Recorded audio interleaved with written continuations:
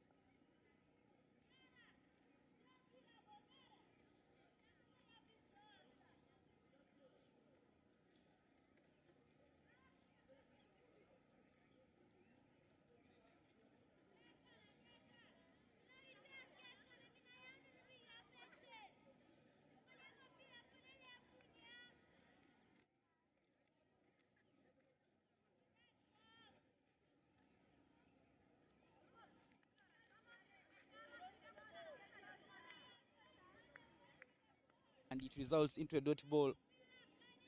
Fortunate will come to the final piece.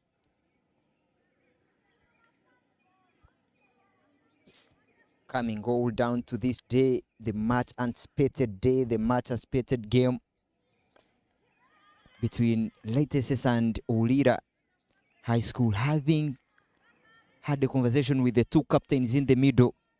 The captain for Late Ruth, hoping to restrict Olila to 60 runs, in my opinion, a score which I would feel to be not so genuine from the captain. But with their bowling, it is only a matter of time if they get early in throughs, rather breakthroughs.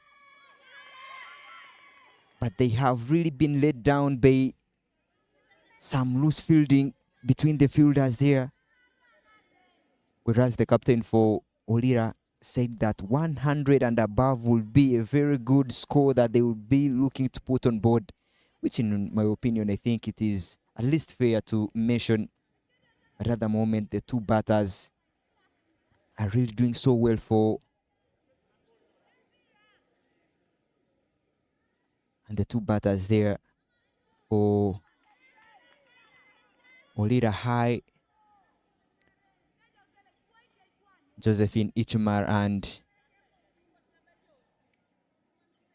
Joan Ilora, who have really done so well. Looking at the batting charts there, Josephine Ichmar being the second, rather the third on the run scores there in this tournament. And already Joan also having 50 runs for her team. Two competent batters.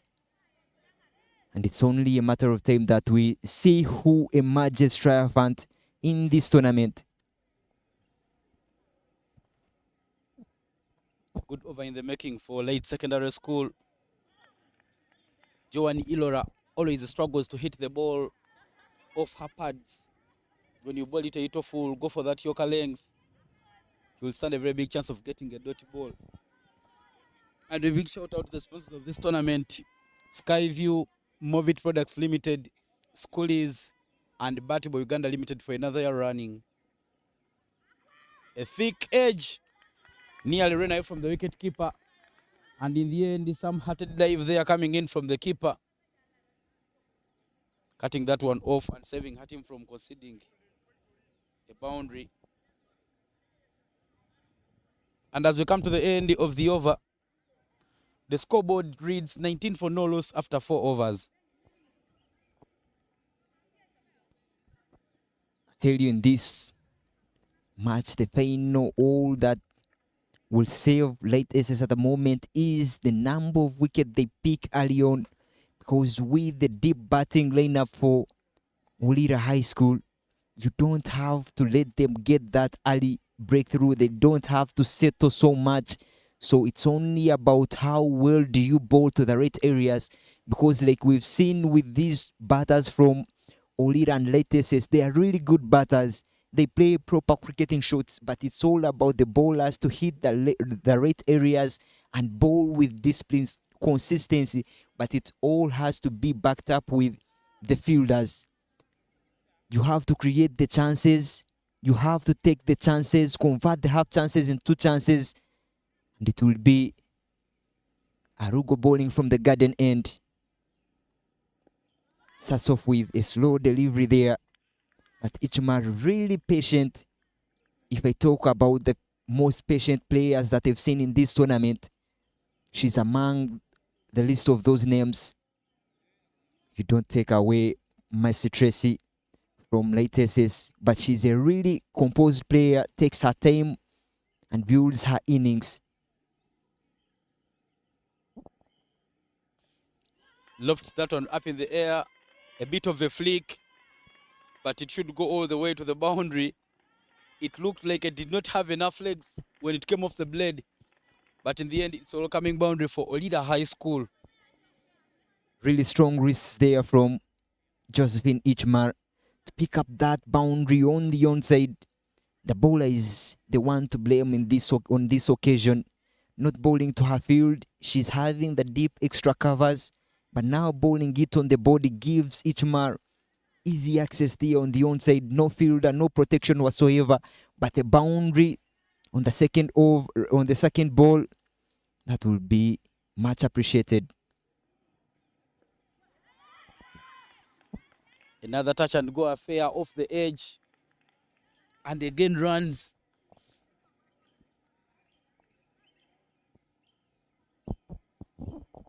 Good work being done by these opening batters for Olila High School. But look at the girls looking so smart and sharp in the Skyview apparel.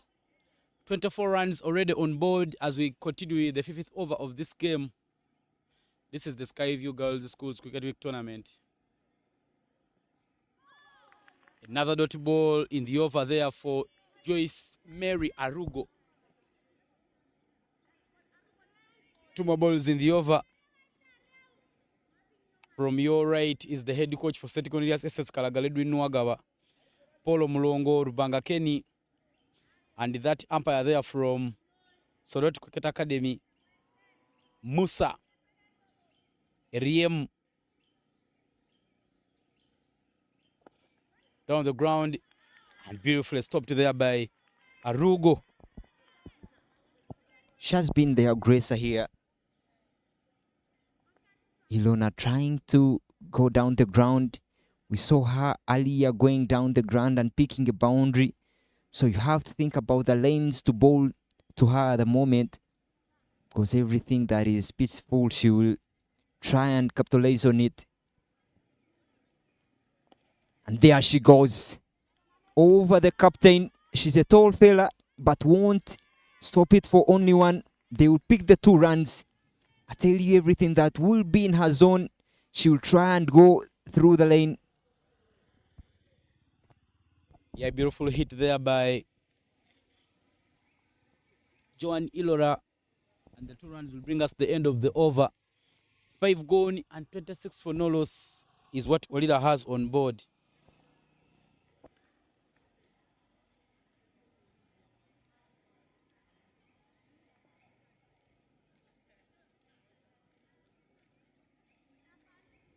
A very good start for Olila. In the power play, already 26 runs. Cruising at 5 per over. And with 1 more over left in the power play. But most importantly, they haven't lost a wicket. What more can you ask from the openers if they do you that good job? And it will be Kulme coming in from the church end. One thing that I loved from the captain, she came in and gave away so many extras through wides. She wasn't that really effective. She senses the urgency of changing the bowler, and Kulme came in, bowled decently, went for 3, but she has really struggled the batters. We saw how uncomfortable Ichumar was, but going for 3 runs in her first over was really meaningful.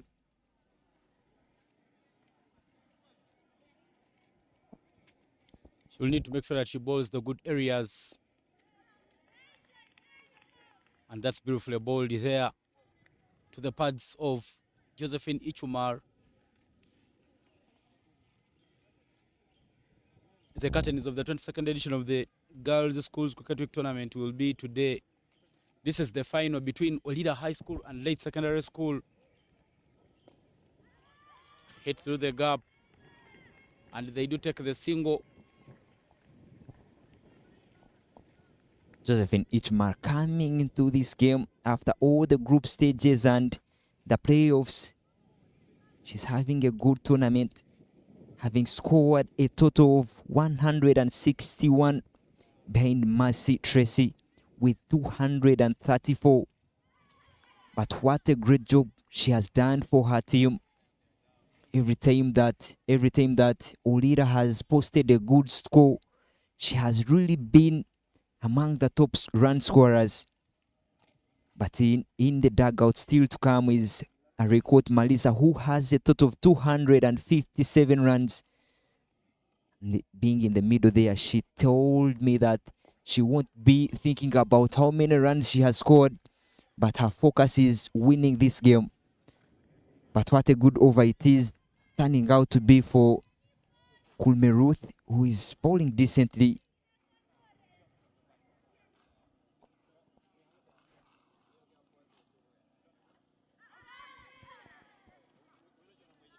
Another one which nearly went to the stumps brings us to the end of the over. Only 2 in this over. And at the end of the power play, Olila has 28 runs for no loss.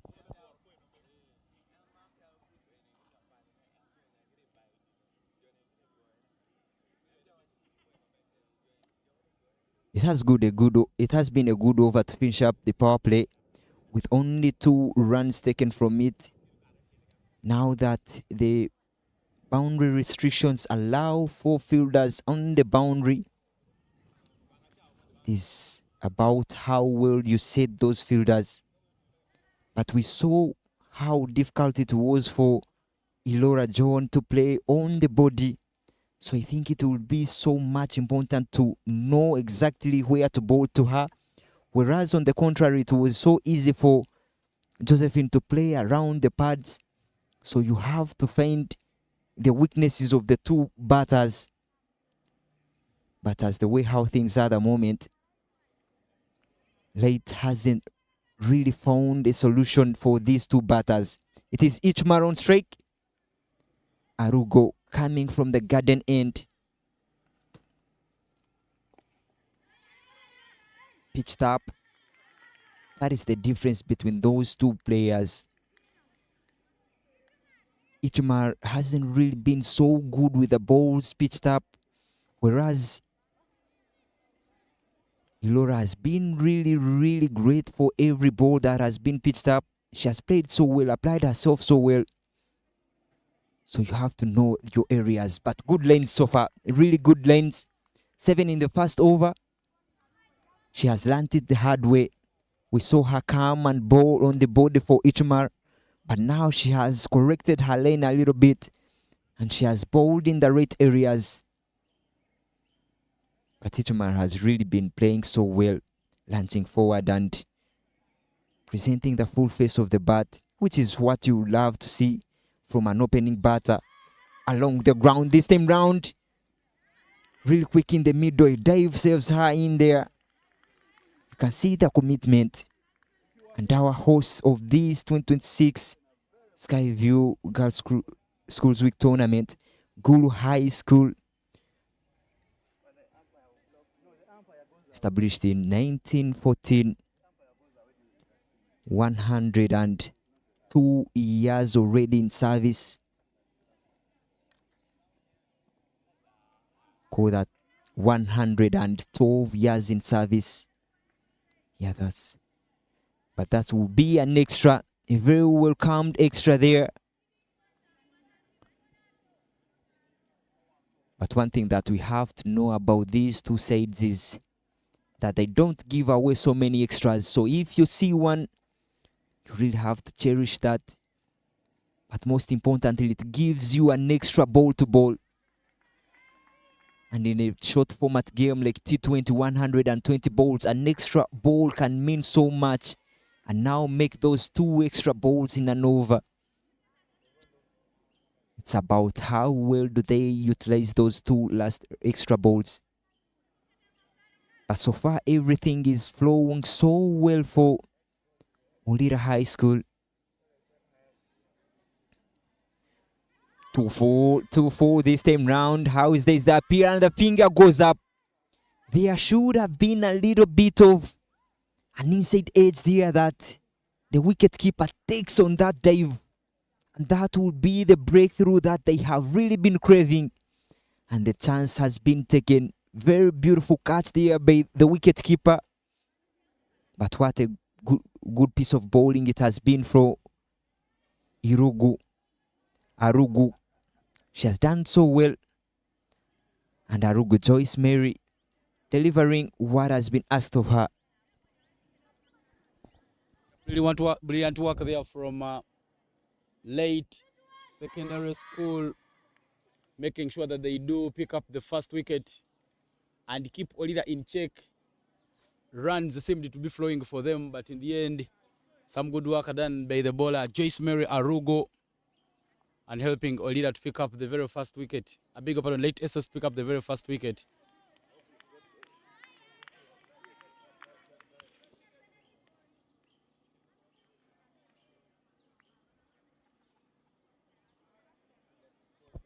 Marisa Ariokot already in for Olila High School.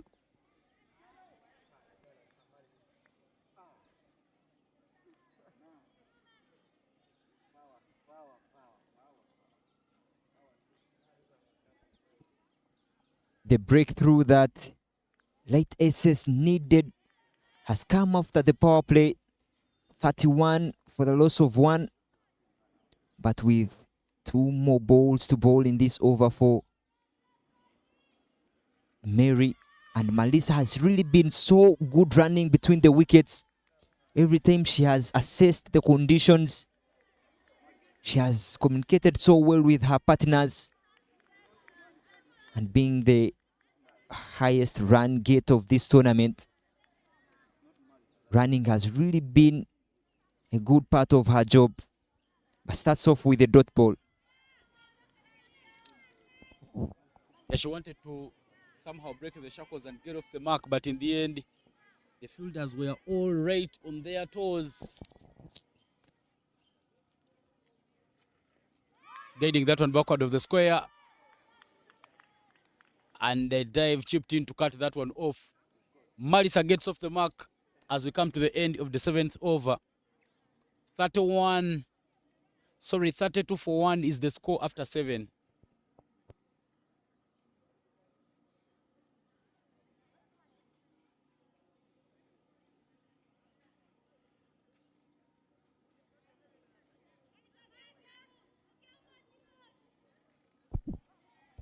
After 7 overs, there will be a bowling change for late SS. Tino Sara coming in to replace Kulme Ruth, having a total of 17 wickets in this tournament, but the most economical bowler of this tournament, having an economy of less than 1 run. That tells you how good she has been. She starts off with a very beautiful delivery there around the hip, not allowing Melissa to open up. But one thing that we have seen from Tino Sara is the control she has and the length she bowls. Look at that, Melissa trying to drop it and take away, but the fielders, these players have played against themselves for so long. They know how different players play. And Melissa having a short covers there to make sure that she cuts off that 1 run if she tries to drop and take off. An edge that could have gone on to hit her wickets or even be taken by the wicket keeper. I wonder why Marisa is playing so carefully. You need to make sure that you put the pressure off yourself. Okay, well, it's good for you to build the innings, but then the way Marisa is playing, looks like she can easily give away her wicket. Getting that one back out of the square, it's been her pressure releasing shot. And as she dabs it back out of the square, she takes that run. I tell you, that was cleverly played there by Melissa, knowing that Sarah is getting turn off the surface and playing it with soft hands with the turn, allowed her to get that 1 run. Now look at the difference. It's always going to be difficult to drive an off spinner through covers. You really have to be on top of the ball, or the ball has to be really ball too full to drive through covers. I think I don't like about Ichimar is the way she puts the behind foot back to her crease before playing the shot instead of committing forward. And as we come to the end of the 8th over, 33 for 1 is the score.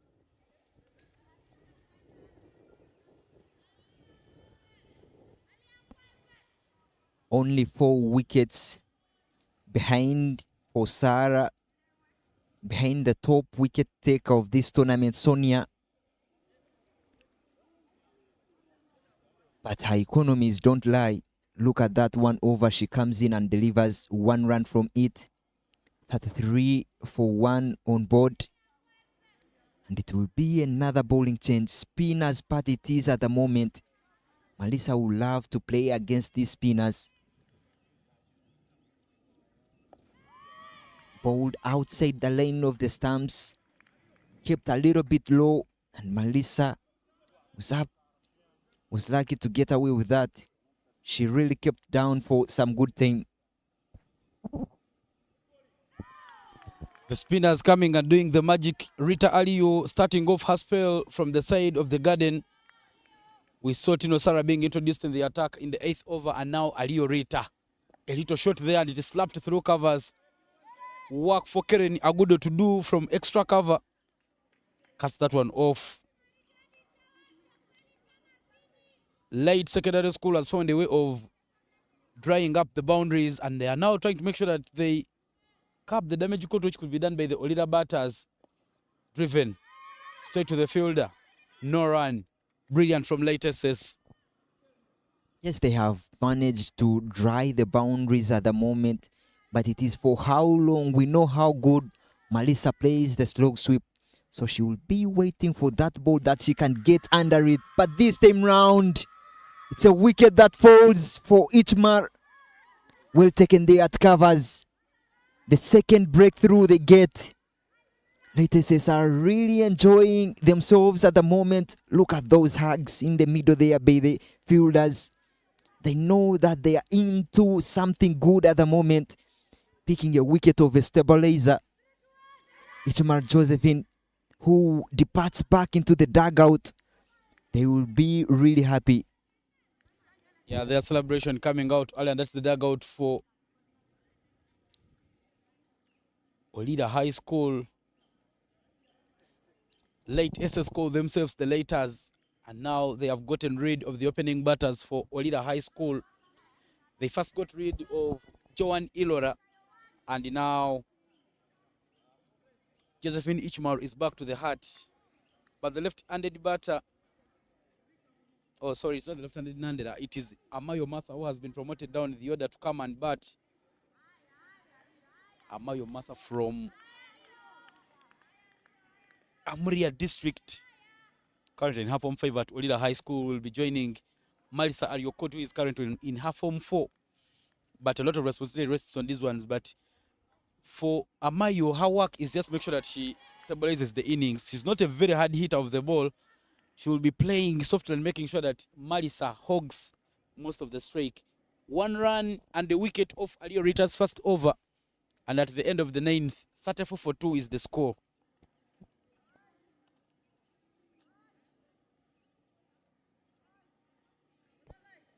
A very good middle over period here for late secondary school, rather late SS secondary school, I might say, and it will be Tino Sara coming in to bowl her second. Really good use of wrist there from Malisa Record, and that's how you love your players to play against spinners, playing with the turn. We saw how difficult it was for Ichmar Josephine, who was playing against the turn, but Malisa always going deep into her crease and letting the ball turn and playing it so late. It has really been good. And again, I've loved the contingency plan for Olila High School at the moment, bringing in, rather keeping Nanderi much later and promoting Amayo, because Nanderi is sort of a big hitter, but for how long are you going to hit the balls? You bring in Amayo to try and make sure she plays some overs, and later on, if she settles in and maybe build a partnership with Malisa Reikot, that's when you can bring in Nandera to go on and go through the gears. The balls that are creeping are looking so dangerous for Martha Amayo, who is playing very lazily. She'll need to hit them out of the blocks to make sure that they don't roll to her wickets. Just like that. But that will not hurt late secondary school. It will only be the boundaries that might be something to concern them.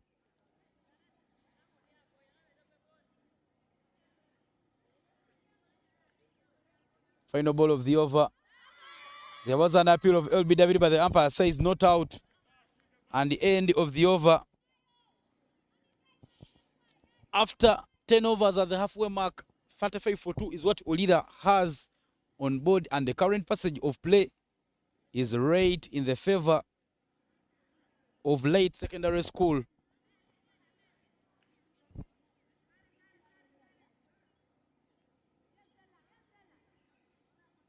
The two spinners will continue bowling in tandem.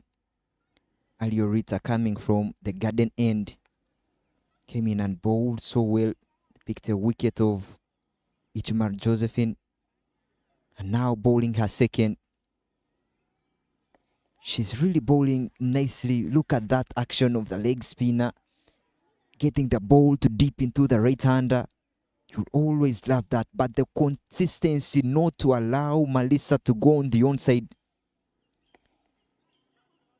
But this time round, she'll get the boundary. Does it go all over? Yes, it does. On the offside, a really big gap there for Melissa. And she has always been rocking on that back foot, but not getting the gap. And this time round, she picks a much-deserved boundary. Breaking her shackles at the time when they really needed it. And Melissa Ariokot gets up a boundary for her side. Another touch and go. And another single for Olila High School to bring up 40 runs in this over. I'm really enjoying the way how Melissa is playing. Playing from the deep of the crease, the depth of the crease, really waiting for the ball to turn. And playing it so late, it has really been so good for her, and it is working so good. Whereas all the other players are struggling to play these spinners. We saw how Josephine was tentative, and now Amayo also struggling to rotate strike around. Look at that, challenging the outside edge. Melissa has always not committed on the front foot. She has waited for the ball to turn and play it around the angles.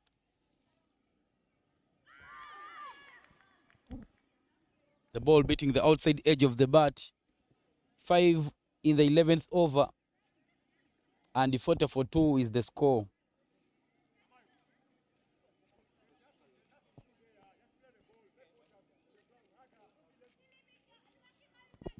With the way how things were in the power play and after the power play, you could get a sense that it was Olila on top, but after the power play and these two spinners coming in and operating, they have really steadied the ship, and now the control is in Late SSC side. Starting off with a good delivery once more.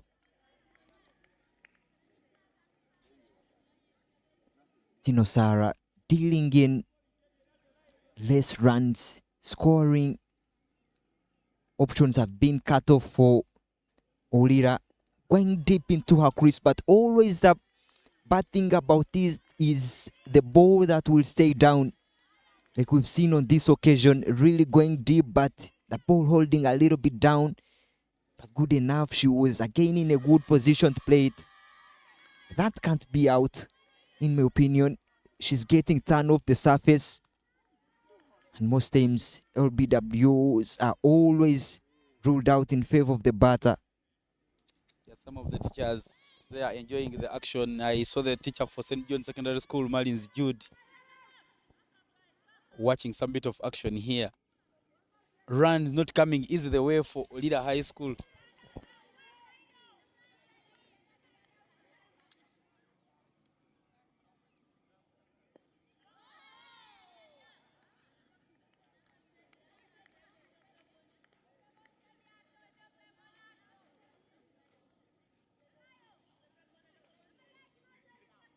One more ball remaining to play in this over. And it is a dot ball. Nothing coming easy the way of Olila High School. Late SS came into this tournament as regional champions after defeating Olila in a high-stakes final which was played at the Madara ground. down in the beautiful city of Soroti. As we come to the end of the 12th over, 41-4-2 is where the scoreboard reads. And I tell you, today might be another day for a deja vu. In 2024, Olila batted first. And since latest came into that tournament as regional champions, they managed to defy odds and defeated them in that final, which was played still at Mandela ground. It might be a deja vu again for them, but I tell you, Olila High School has everything it takes to pick up victory here. There is a bowling change as Teddy Anyait is into the attack, replacing Rita Aliyu. Ted has bowled 2 overs already and conceded just 2 runs. But Marisa Ariokoti will have it coming quick to her blade. She stresses one to extra cover. Agudo Keren gets the ball and takes her time to throw it back, giving the batters chance of picking up the second run. One thing that Light should do so much is try and limit the time that Marisa Ariokoti stays on the streak, because we know that if she's on strike, she's scoring runs. So try and maybe give her one. If there is a chance of it, to try and cut off that 1 run and make sure that it is the non-striker Amayo who gets more balls to face, but you don't allow more balls to be faced by Marisa Ariokoti, because we know the threat she possesses.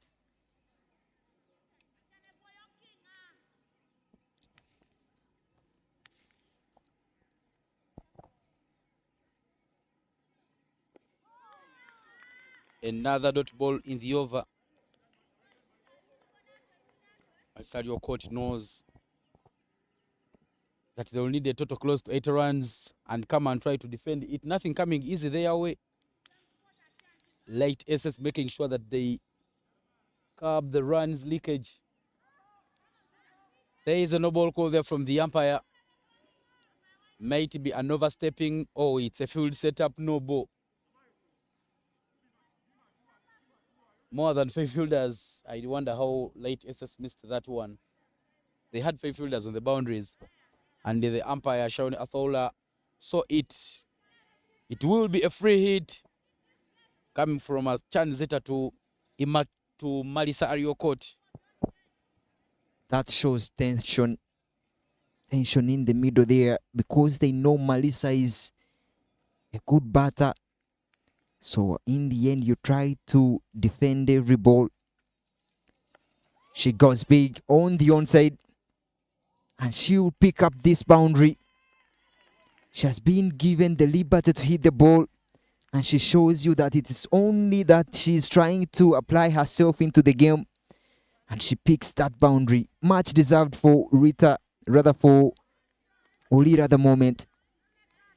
Yeah, what a shot there, a pressure releasing shot for Marisa Ariokoti. She showed a lot of confidence hitting that free hit and punished it with authority. Nearly leading edge. There was an appeal of LBW that was from the blade. 2 sounds. And the umpire says not out. 1 more ball to play in the over. That was really close there. Like you said, maybe the edge there from the bat could have saved her. But I tell you, they need this wicket so desperately. Again, played around the pad. Good pickup there. Oh, the wicket keeper couldn't collect that ball for the stamping. But good fielding at mid wickets.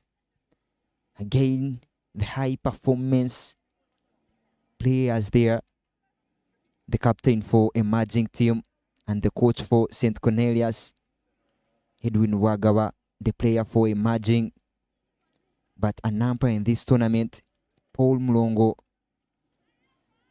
But after the end of the 13th over, 49 is the score on board for 2.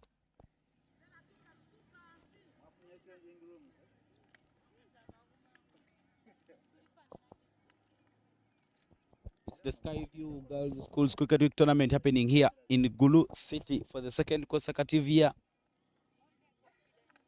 Teddy Anyait is into the attack, replacing Tino Sarah from the church end. 1 for no loss. Sorry, 1 for none in her first over. And now she's back into the attack. Dot ball to start off her over, but brilliantly done. And 8 Teddy balls stump to stump.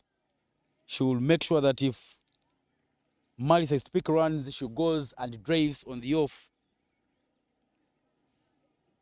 A little short and a hit down to extra cover. They are trying to take on the hand of Masakungai Tracy, but no, they will not take her on. It's only a single. I love the fact how Mary's fielding at the boundary, the way how she's fielding. She's not really showing you that she's chasing after the ball, but she's trusting her throw. Hit back hard so much to the ball and yet. But so far, Light SS is doing so well. They've tried to contain Malisa, despite the fact that Malisa has played 26 balls, but she has been silent for some good time, only for that free hit that she was given liberty to open her hands. But a good over to try and make sure that the damage from the previous over is calmed down. A leading edge, which could have taken if there was a slip fielder. Actually, that was a thick outside edge. But the single in that over brought up the 50 runs for Olila High School. And at the end of the 14th over, 50-for-2 is the score.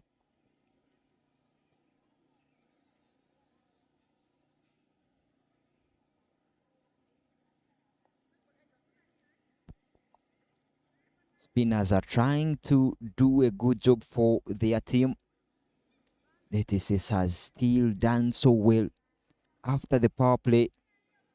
But yesterday, coming to these finals, Olila High School winning against Sacred Heart Secondary School. Olila posting 95 runs and defending it, and winning by 35 runs. Shows you that even now they are trying to go with that strategy. We saw Malsa Raikot yesterday scoring a 40 not out. She had all the time in the middle there, but she tried to play all the balls. Look at the pressure she's putting on the boundary raiders. She's trying to run so hard on the first run, and that gives her a chance to take the second when there is a misfield. And Rita coming in, already going for 2 in the 2 balls that she has bowled. She started off so well in the previous 2 overs. Down to one knee and she goes. That ball will find the sweeper. One thing I've seen when they try, every time they hit the ball to the extra cover fielder to find a good Okeren, they are taking on her arm and picking up 2. But when it comes to Master Trace Kongai, they are always not taking on that extra run. Another thick edge coming from the blade of Martha Amayo. All eyes on this final. Olila High School, the defending champions, looking for another one, but it's a wicket for now. Rita Alio rolls one through. Martha Amayo not trying to drive that one on. She leaves with no runs on board as Olila High School loses the 3rd wicket. Leg spinners dream ball, there it is from Rita, luring Amayo to come and drive, but getting a very big patch off the surface, ending on the off stump there. Really good delivery there. Very well bowled from Rita, and the 3rd wicket falls for only 53 runs on board. And Nandera doesn't have to wait for so long. She comes in at number 5, where runs aren't really coming so well for Olila. And we know she doesn't really stop at going after any loose ball.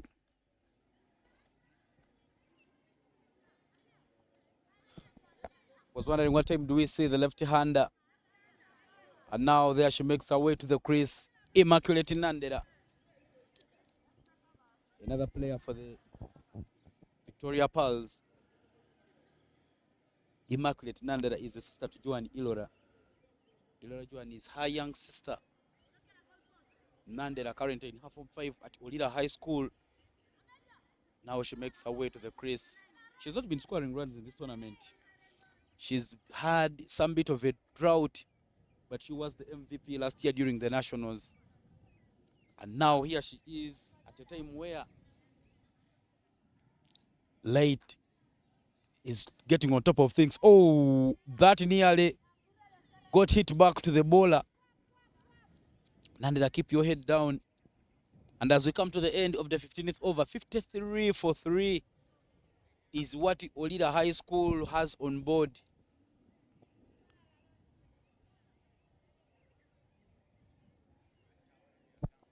I tell you, for some moment in the middle there with the two captains, having heard words from the captain of late SS Ruth Akena saying that she will be looking to restrict Olira to 60 runs, I thought that maybe that would be chasing after wind. But I tell you, at the moment, she wasn't really wrong about her words, given that 30 balls left in this inning, already 53. You can say that she has really done so well to try and contain them around that 60 run. Even if they go on and add 10, she would have at least tried to hit her target.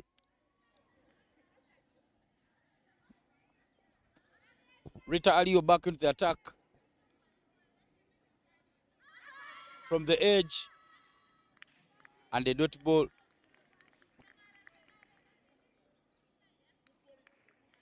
Oh, sorry, there is an issue with the graphics. It is Tino Sara who is into the attack. A bit flattened and driven down the ground. She chips in a dive and manages to stop that one. She has really, really done so well. Bowled her 2 overs and went for only 2. But she has always been threatening the batters. It has only been Melissa who has played her so well. But even now, Melissa coming in. But I love the idea that the left-hander Nandera coming in and the captain going for the off-spinner. Given that it will be turning away from Nandera. They are not hoping to pick a wicket for Melissa, but they are hoping to pick the wicket for Nandera. That will be a very good matchup if Nandera gets on strike. Playing on the back foot, a bit risky, but it is a good over in the making for Late Secondary School. After this, we'll be remaining with only 4 overs. I think it's time for Maisarioko to go hard and get whatever she can hard on the total. But playing dead like that may not see Olila add many runs on board. Maiden over the 16th. But this has been a general issue with cricket in Uganda. The way we play the death overs has not been good for the previous years. And the products that we have in the national team all come from this setup. So I think it doesn't make sense for you to play all the overs when you have so many wickets, 7. At least go hard and get bowled out when you're trying, because it's just a T20 game. 53 for 3 is the score after 16 overs.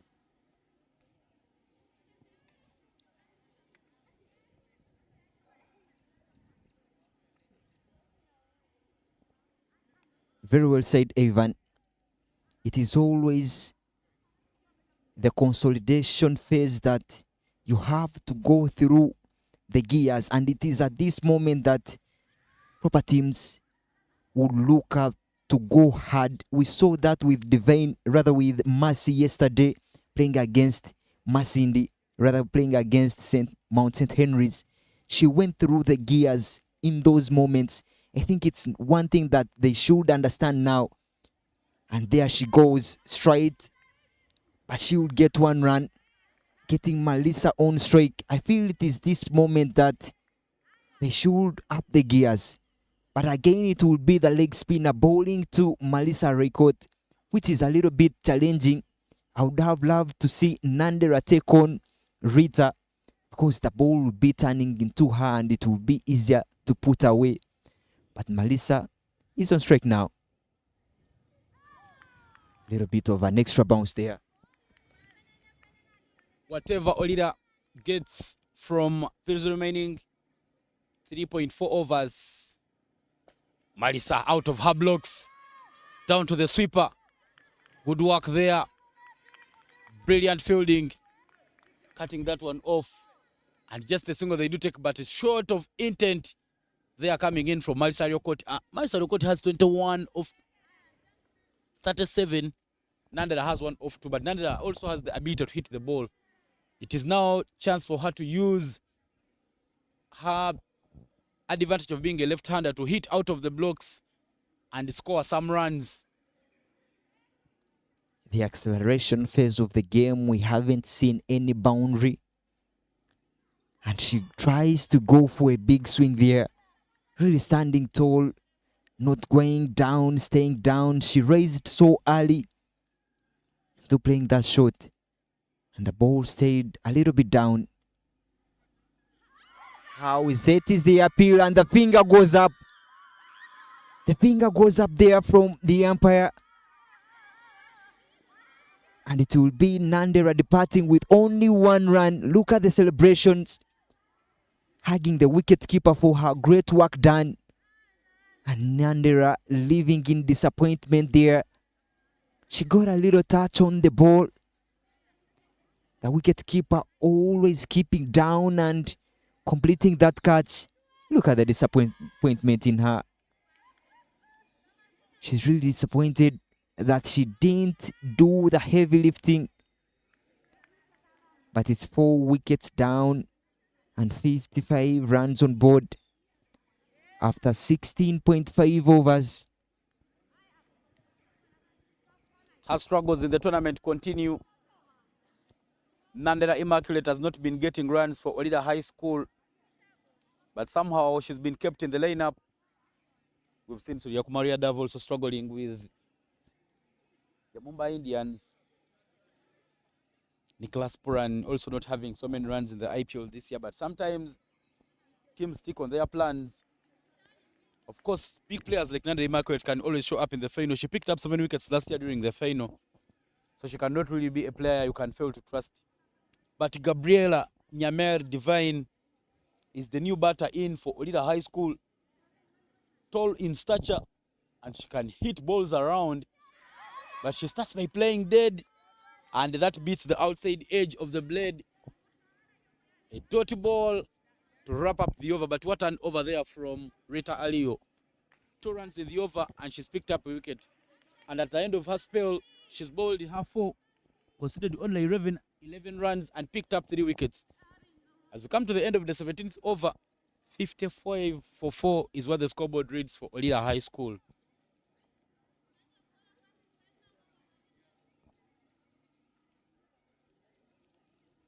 That's really been a good bowling display here for Late SS. And it will be the off spinner bowling from the chart end. She has started off so well. But one thing that will haunt Olila at the moment will be how well, and this time round, trying to accelerate, trying to go big. The ball holding down a little bit, staying down for some time. And Melissa trying to go for that big shot that she always plays. And she baits the dust. The big wicket fall.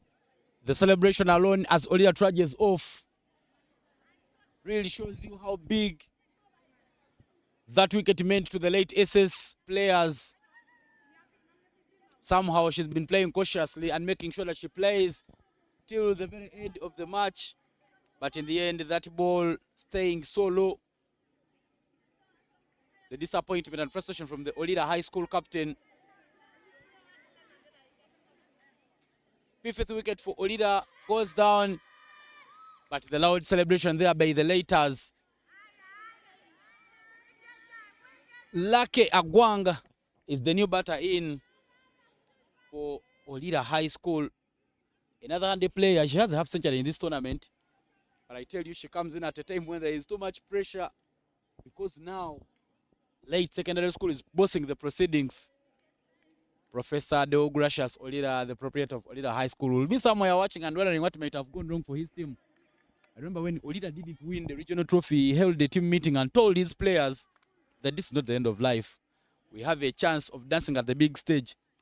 But for those dance moves to come out, it will be Lucky Agwanga and Divine Gabriel Nyamel. These two are the Crispos both have half centuries in this tournament. But a lot of batting responsibility rests on them because there is not too much batting out.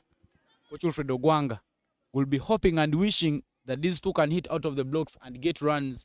Much deserved wicket, much craved wicket for the captain. They didn't allow her to settle in for long. They contained her runs for so long. And now they will get a little bit of a breather. You don't settle when Melissa is still in there. But now with only 2.3 overs left, get a sense that they have really done so well. Look at the lanes, they are floating it up in the air. But the batters coming in are really shaky, not taking on any loose ball. They are on the back foot at the moment. Yeah, too much pressure now for Olila. Lakagwang losing her anger, trying to hit one out of the block hole. But it keeps low and it is a dot ball. But I tell you, see what the pitch is doing when Olila is batting. It is keeping low towards the other side of the garden. So, late Esther should not be smiling because this game has 2 innings. They will come back and bat from the same ground. But what an over there from Teddy Anyait. With the except of that wide, this was going to be a wicket maiden over. But in the end, 1 run in the over and a wicket falling in that over. But the wicket that fell is a very big wicket because it is Melissa Ariokot. 2 more to play in this first innings. And the 56 for 5 is the score after 18.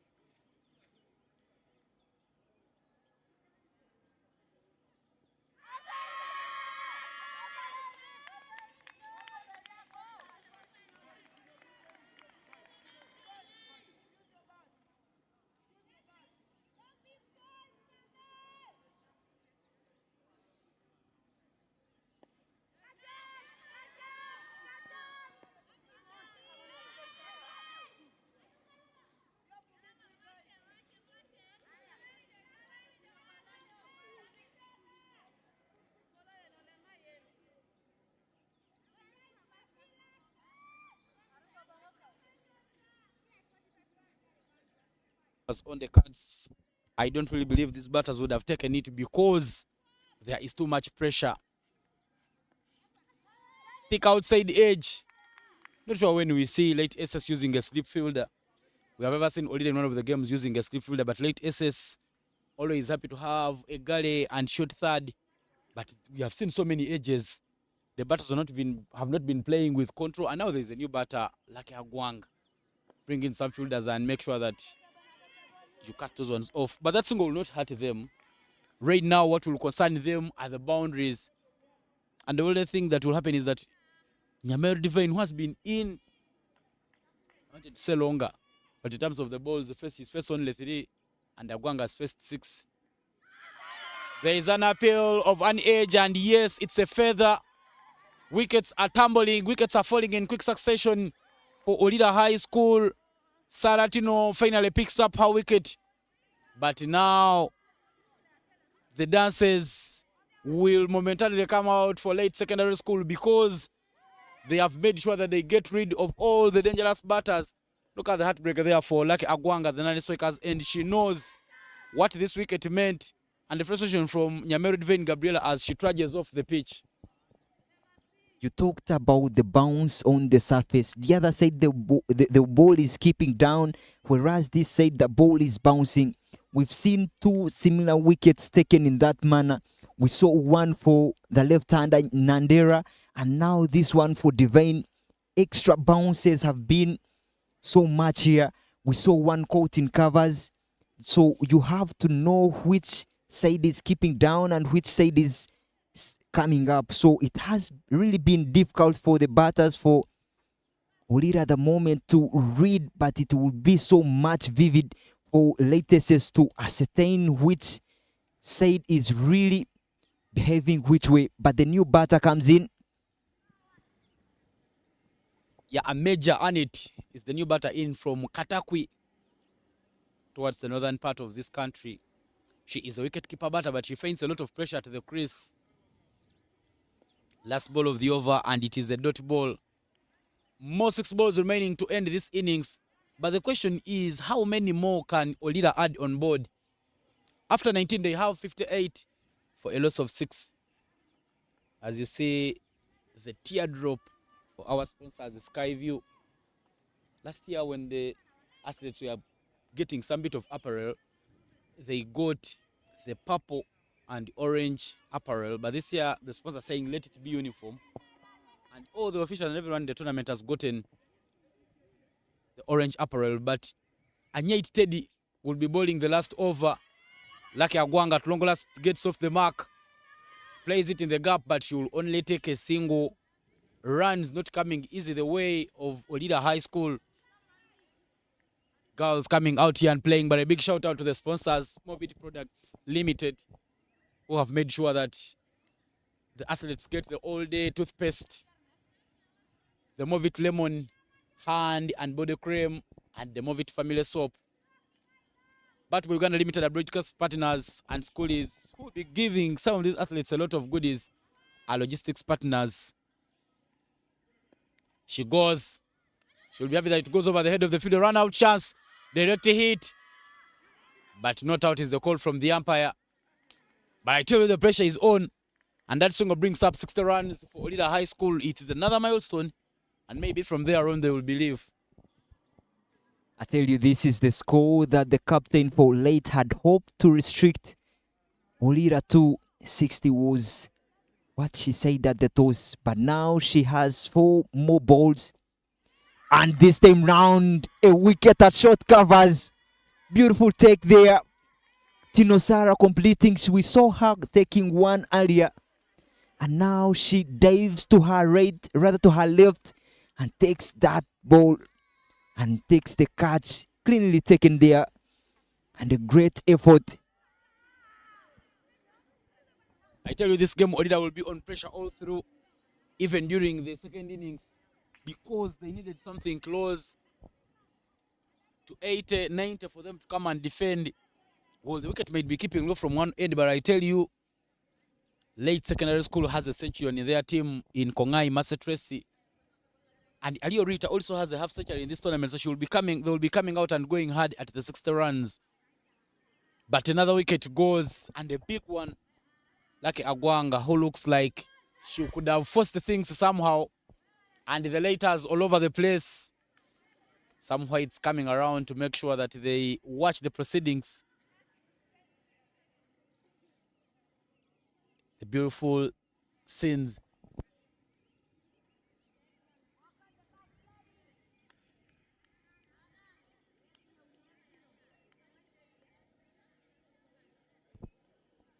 Ruth Ilong, very, very handy when she gets the ball in her hands, but now it's time for looking for runs. Not sure what the conversion is between her and Annette Ameja. And whichever number of runs they will add from here on will be a bit of a breather, because they don't have enough, in my opinion.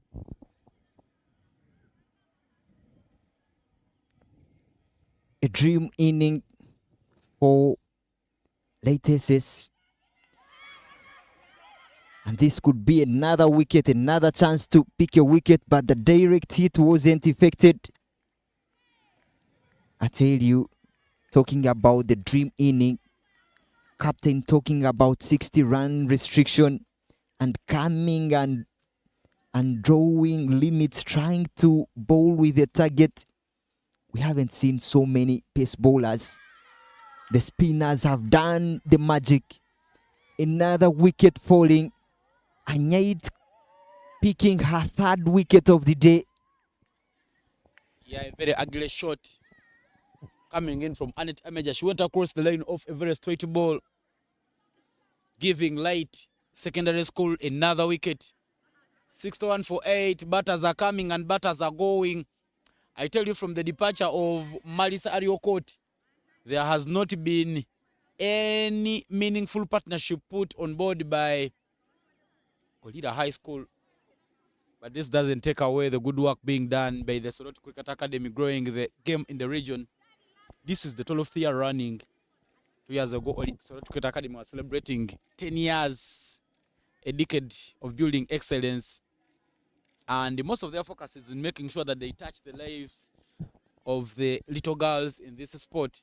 And I tell you, in an area like Soroti, where most of girls are affected by early marriages and early teenage pregnancies, Soroti is doing a lot of good work, making sure that many of them stay in school.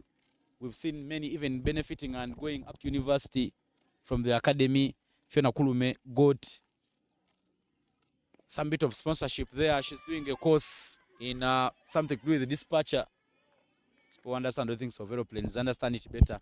But then some people coming out also and attending their university. Ilok Esther being one of those. But we've come to the end of the innings. Their OGs of Olila High School have managed only 62 runs in 8 overs. I'd love to ask you, the way you saw the game being played, was it the wicket or Olila or latest has just bowled well? And is the 62 runs enough?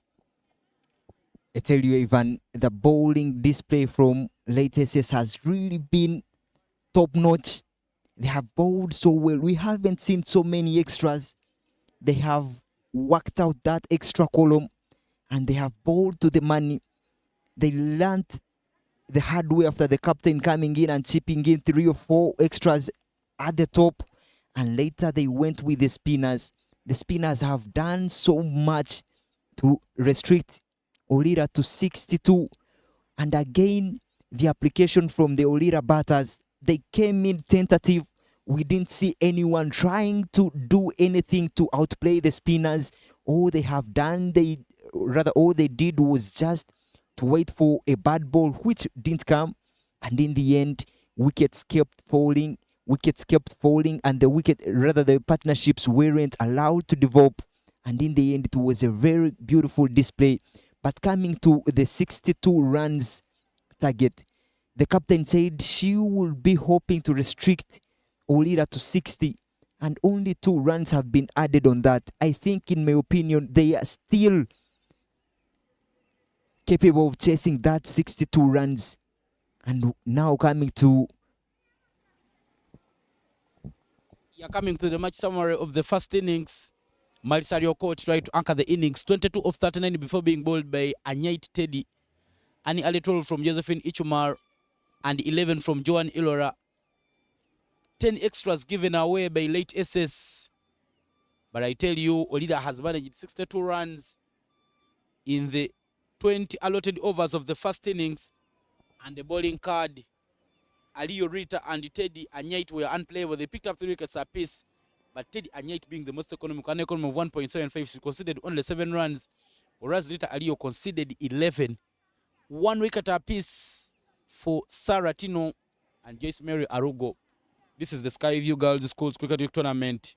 A tournament sponsored by Skyview as the major sponsors, but Mobit Products Limited came on board as hygiene partners, alongside Schoolies who are logistics partners, and Bat Uganda Limited who are broadcast partners.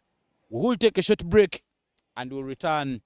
63 runs for Late Secondary School to pick up the second trophy in this Girls Schools Cricket League Tournament.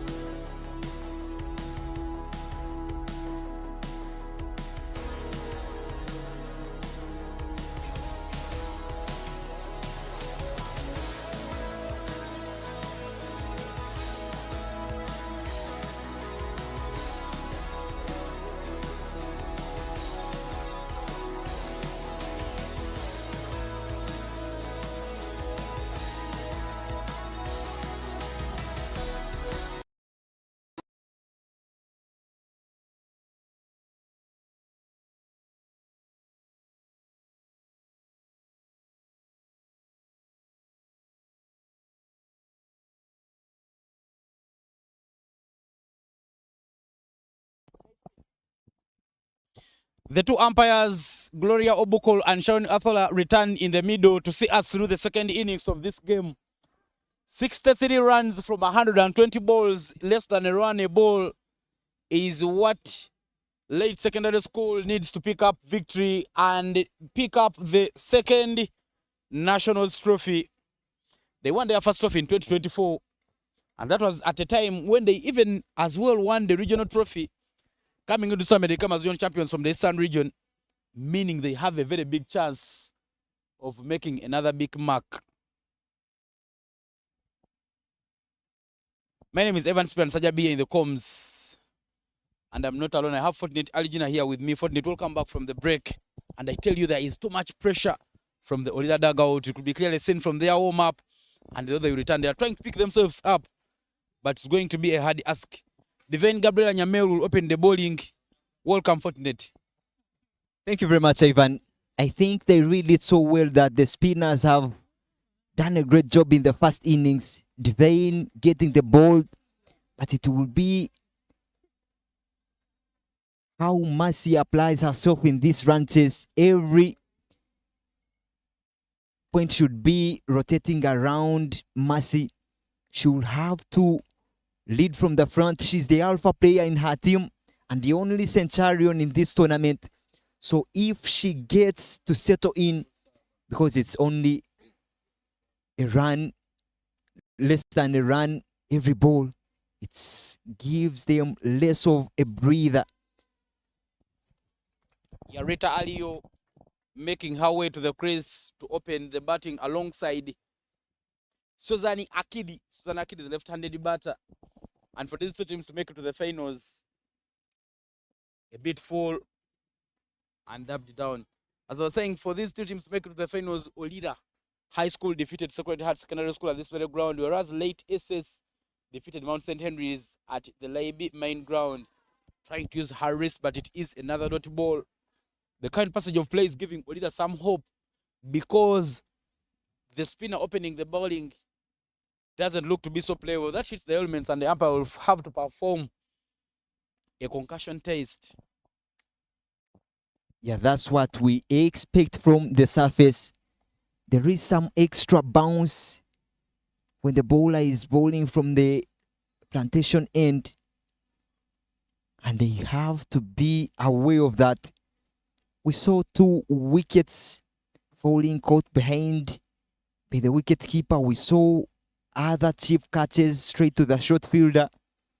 So they have to know the conditions. But a very good over to start the second innings. Nyamir not going for any, and the score is none for none after 1.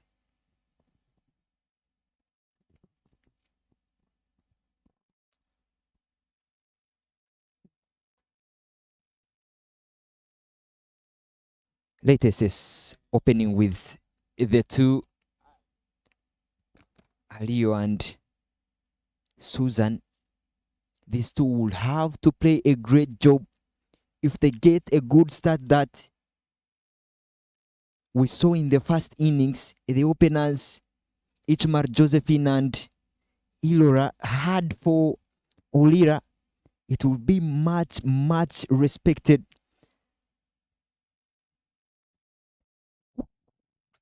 Bad ball and hit straight to the fielder. Susan Akidi showing some power. Not a very good ball there coming in from Nandera Immaculate. The left-hander taking her on right away because it was a bit loose, but she didn't. He just timed it quite well. Again, short, but a little bit. But it's not a good area to bowl Nandera Immaculate now. You rather go for your handy bowlers. Bowlers like Josephine Ichumar could have done a lot of goodies for Olila High School because it's a pressure time and Nandera doesn't look to be bowling well so far. That's much better. Full toss, short ball, then it comes and bowls the good length. It has taken her 3 balls to get her lane. It will be better for her to keep hitting that lane. The batter found herself in an area of uncertainty there.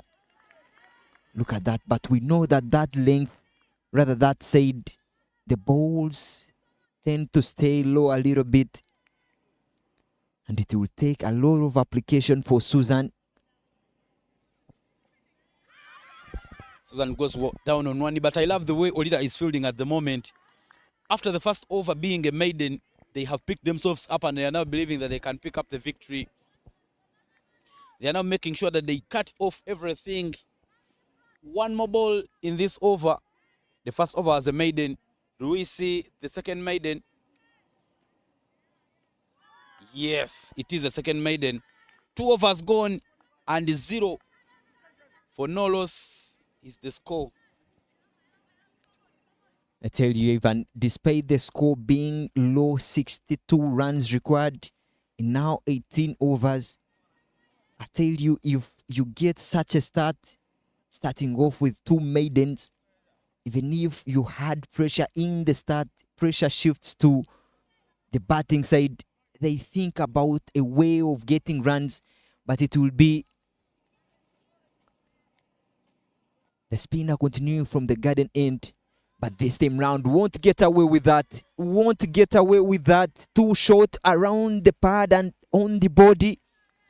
And good use of the feet there.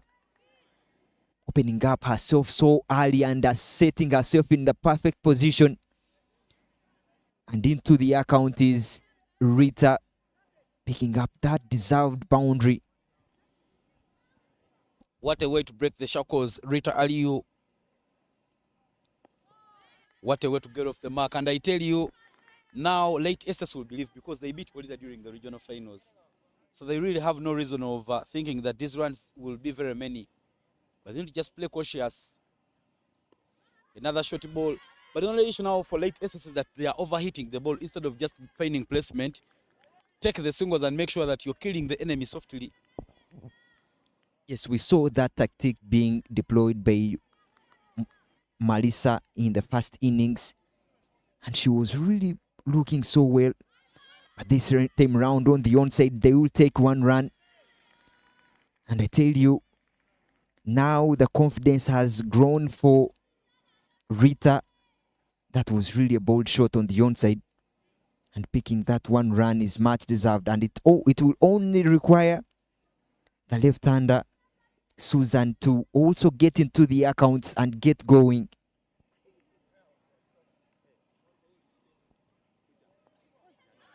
Off the edge. And no run is taken, but I love the idea. She wanted to go for a booming on drive as that ball was too full coming in from Nyameo Divine Gabriela. I think Nyameo Divine Gabriela has gone away with many.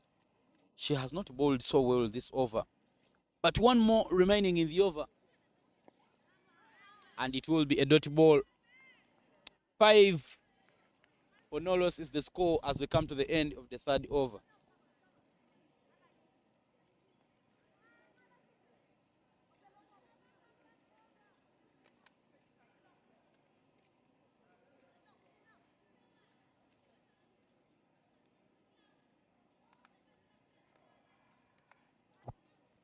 The over will give, let us say, some reprieve after starting off so bad. I might say 2 overs without scoring a run.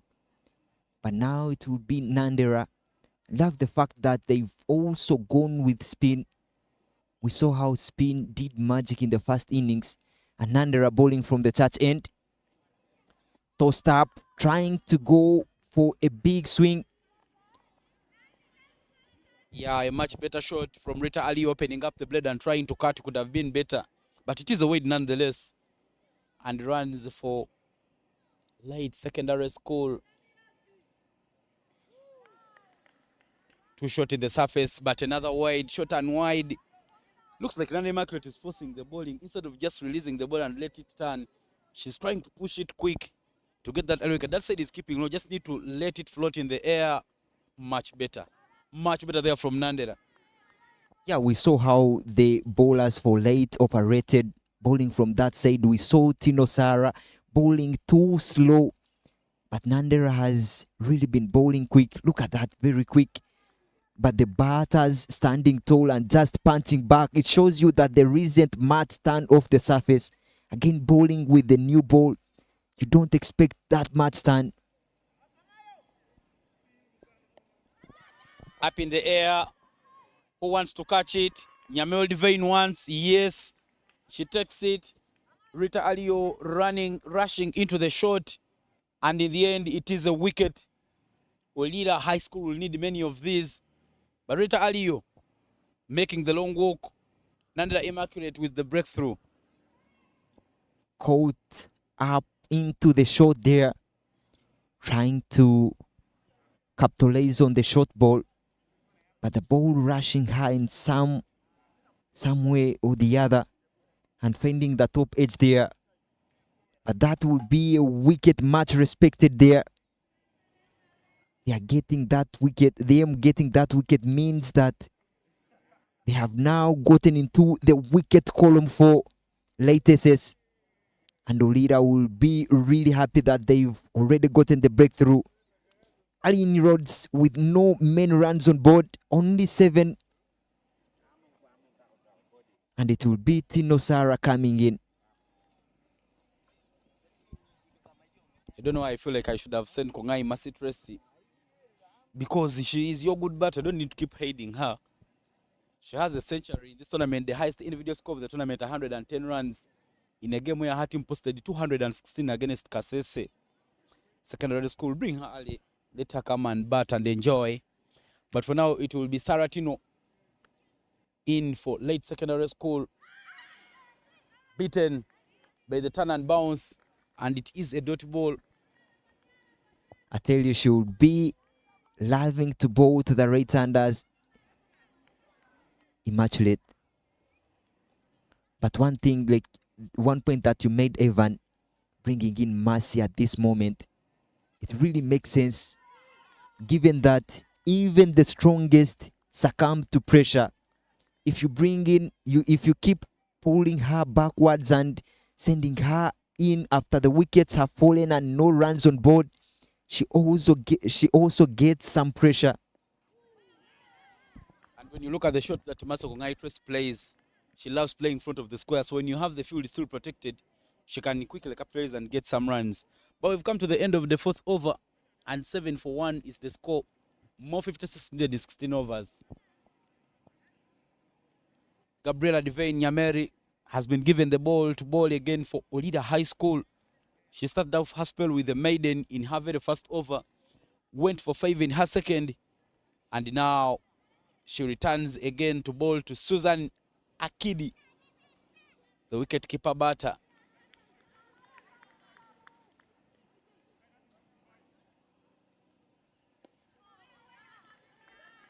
A good punch there. But back to the bowler, just pushing it to try and protect her wickets.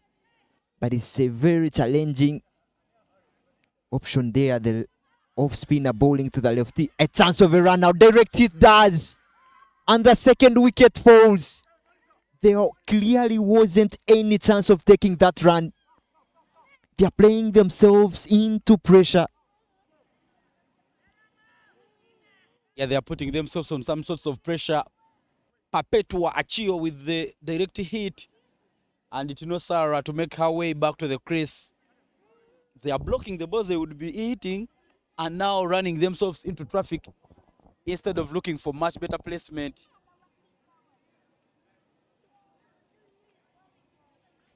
Two wickets falling for just 7 runs will make Olila High School believe that they have a very big chance.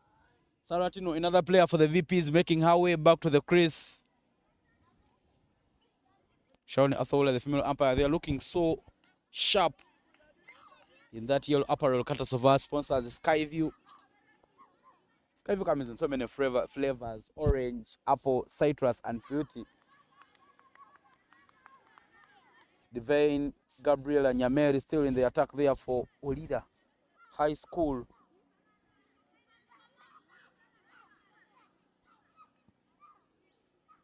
I tell you, Evan, it was Tino Sara's call.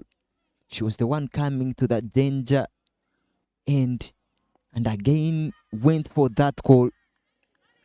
But I think there was some urgency of getting the off spinner off strike, because the Devane bowling to the off spinner is much challenging than bowling to the right hander. So I think it was Sarah that thought maybe if I get on strike, it will be much easier for me to score runs off the off spinner. And now Kulume Ruth is the new batter in. Was wondering when do we see the big hitters of the ball coming in, but the coach is saying hold it on. Another one nearly edged to Nandera Immaculate at point. And it is another dot ball. Gold dust for Olila High School. Another maiden over coming in from Nyamel Gabriela. This time a wicket maiden to be specific. And as we come to the end of the 5th over, 7-for-2 is what the scoreboard reads.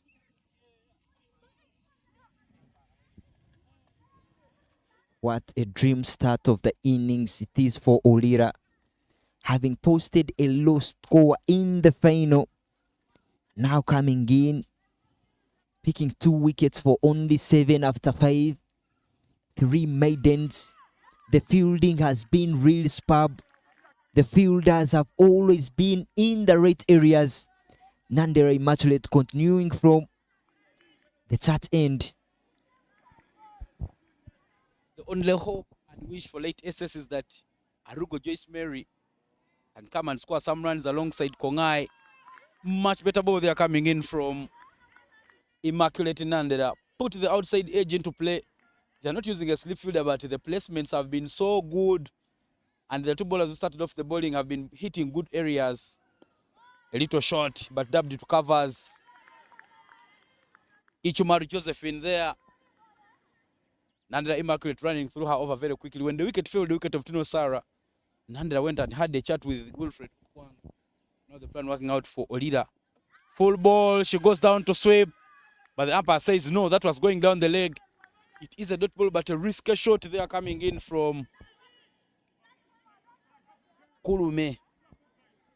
Oh, sorry, that's not Kulume, that's Susan Akidi.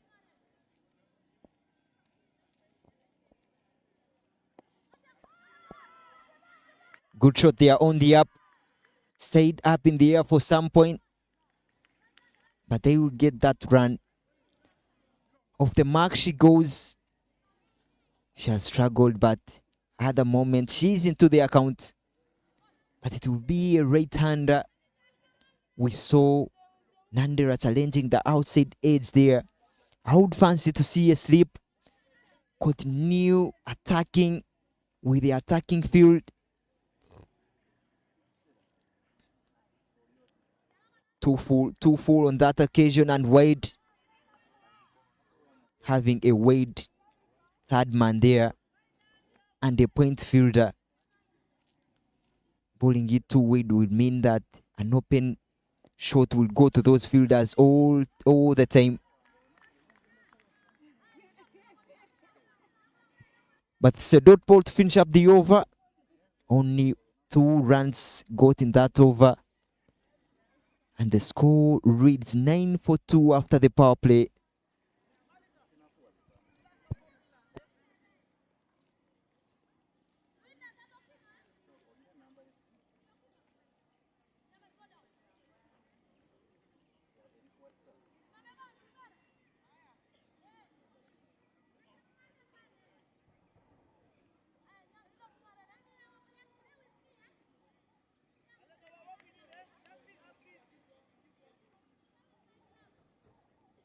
Bowling change there for Olila High School.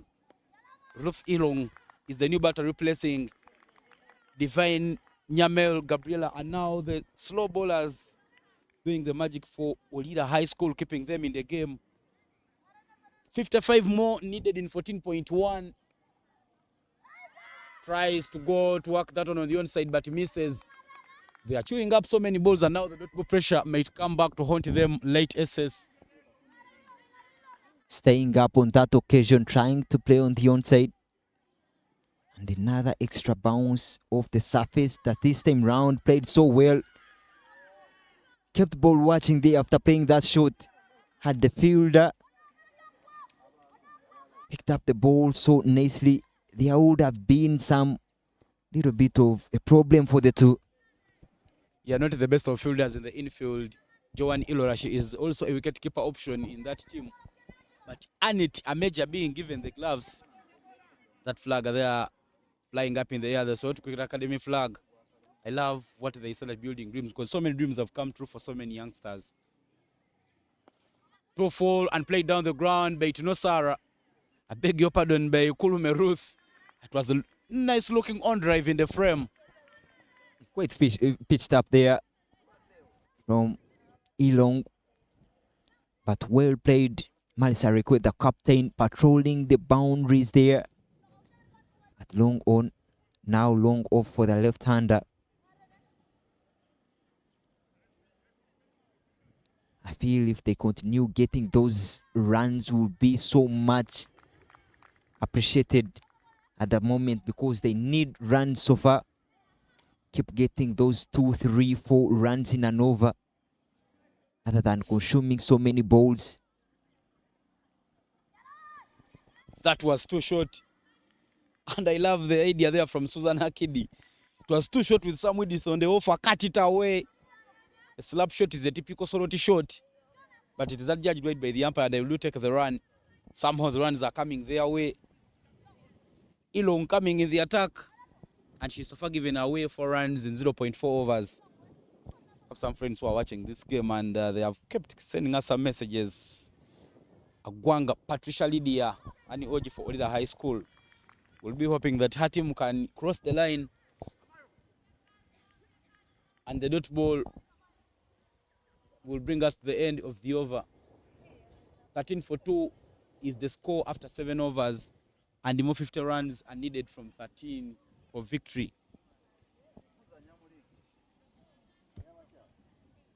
Not so many runs. They plucked off the total. Only 13 from the 62 that they are chasing. So you get a feeling that a partnership is much, much needed. With the field restrictions in play now, 4 at the boundary, an open field will work. Latest is away at the moment, and we are going for all the 4 fielders. The third man, deep square leg, long on, and deep extra covers are the 4 boundary raiders. Yeah, Olila High School making a bowling change. Out of the attack, Nandela Immaculate and Martha Amayo, another handed bowler. She bowls some good medium pace, but she bowls with a lot of good discipline. I talked about discipline, and it is a dot ball right away for her to start the over. I sense that it is this time of the game where Latest should be trying to milk runs. It has really been difficult getting runs off the spinners or the slow bowlers, and now with some pace on, they should be looking at rotating the strike more often.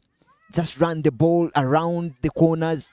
They stand the chance of taking the 2 runs, and they'll slow start there, but they get the 2 runs.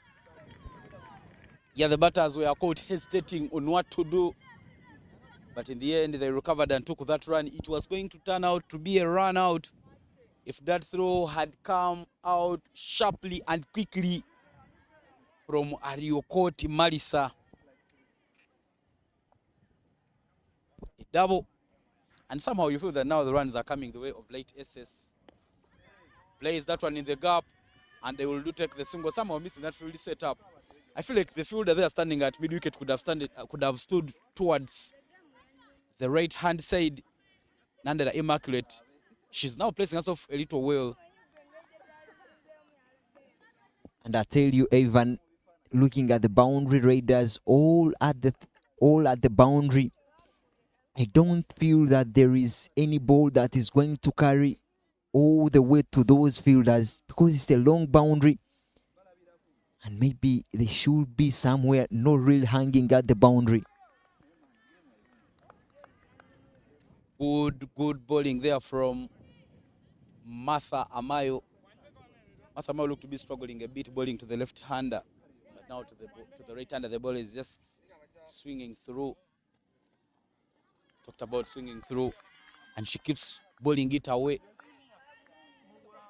She's currently in her Form 5 at Olila High School, completed her Form 4. But one of those handy players, first time I interacted with many of these players was when SCA went for that Rwanda tour. Players like Martha Mayo, Nyameo Divine, Ichmaru are part of that team. They went out of Uganda and made sure that they made a very good mark. And they have made sure that they continue growing in their game. 3 runs from her first over, and at the end of the 8th over, 16 for 2 is what Light SS has on board. And they will need more 47 runs from 12 overs.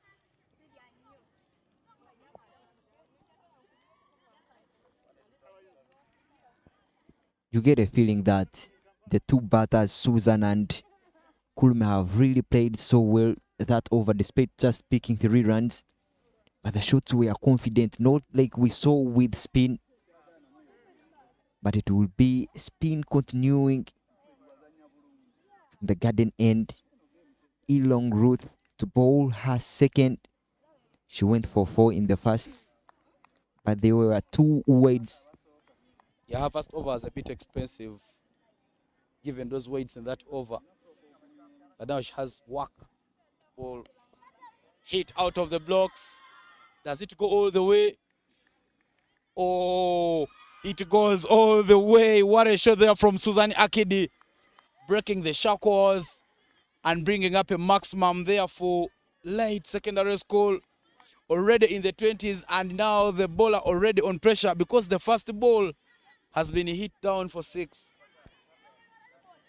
She swung so well, picked up so well, and placed so fine. A fast maximum in this inning. And this time round goes on the offside. She's really looking so good at the moment. She has played with confidence. A 6 and a single to get off the mark. It shows you the control she's having so far. And she's looking unstoppable. So to be realistic at the moment. That 6 has somehow affected the body language of the Olila High School fielders. They're now looking a little cold. It will only be the dot ball that will make them believe. But previously we were hearing all of them speaking, but now you just pick up a few voices saying Yalama Elong. Meaning, thank you, Elong. Pace of delivery there, hit to covers. Brilliant stop there from Ichmar Josephine. They don't go for the direct throw and they immaculate. That was some good awareness because there was no backup. Hayang Sasa Ilora was running in from the square leg side. A big opponent from the mid wicket side. So if she had gone for a hit, maybe that could have been another extra run given away by Olila.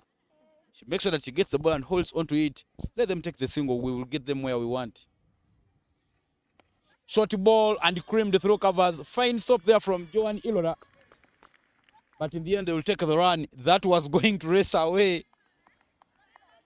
I tell you now, it is about confidence and it is about dominance. These two players are seeming to be dominating the stage. A 6 to start off the over and 2 singles, 3 singles. Really dominating. Really dominating. But a very good comeback there for Elong to finish up the over with a dot ball.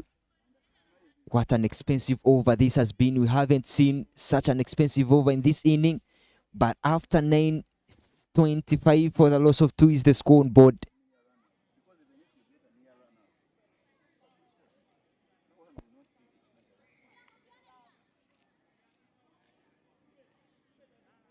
A fruitful over, given the passage of play.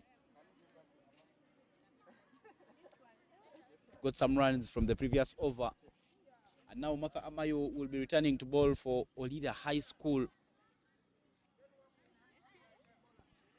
This is the Skyview Girls Schools Cricket Week Tournament, and it is the 22nd edition happening here at Gulu. A bit of an edge, but they will take the run. Oh, if it had been a direct throw, it would have been something different. Brilliantly done there by Elong Ruth. But the batters will live to die another day. And it was Kulme Ruth was running in trouble. I tell you, that is good running between the wickets. Now everything, the tension is shifting from latest at the moment to Olila goes in the field there. But I tell you, the passage of play here for the two batters. The partnership is developing. 14 for Susan. She started off so slowly, suffered so many dot balls. That 6 should have really given her in much needed confidence. Yeah, all eyes on this game. Dot balls and wickets will make Olila believe. I love the way the ball angles away from the batters when Martha Amayo is bowling. Movit Products Limited are hygiene partners in this tournament. Schoolies are logistics partners, and the Batibo Uganda Limited are broadcast partners. They have made sure that some selected games can be watched by the fans who didn't make it to Gulu. Inside out shot over the head of Nande Immaculate that covers. Chance for 2. Will they take on the hand of Lucky Agwanga? Yes. Oh, it's a run out. She was miles away from making her ground. Well, the throw was poor because it wasn't directed to the stumps, but in the end, Martha Amayo collecting and removing the bells, throwing it to the stumps, and out of nothing, Olila High School finds a way of breaking the partnership. That has been a hard fought for wicket, but I question the way how the two ran in the middle. Kulme Ruth and Susan, after taking the first run, they again tried to have some hesitation. But what a collect there from Martha Amayo. Like you say, the throw wasn't directed at the stump. She collected it all behind the stumps and threw it back to the stumps. And deserving that wicket, the second wicket falling for only 26 runs. And now pressure will shift. I tell you, pressure will shift with a new bat on strike, rather with a new batter in the middle there for latest. But 3 more balls left for Amayo.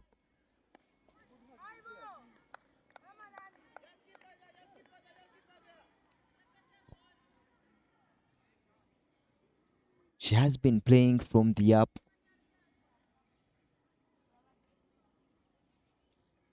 Kulma has really stayed up this time round, but hit so hard. A little mix up. The throw to the keeper will do wonders.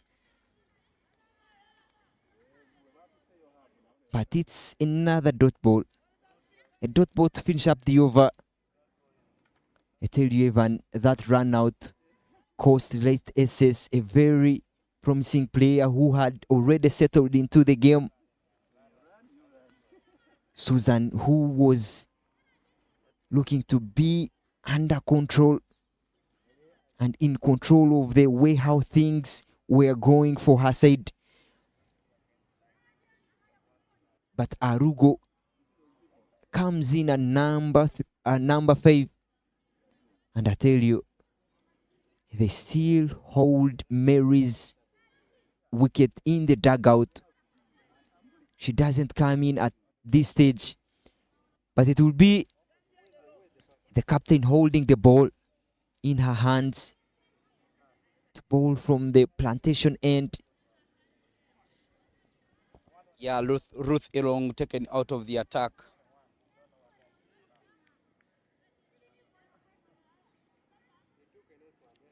Malisa Ariokot has not been taking so many wickets. Her contribution has always come on with the bat. And now coming in at a time when they will wish they get some bit of express pace from the edge of the bat. And they will take the run. Joyce Mary Arugo is off the mark.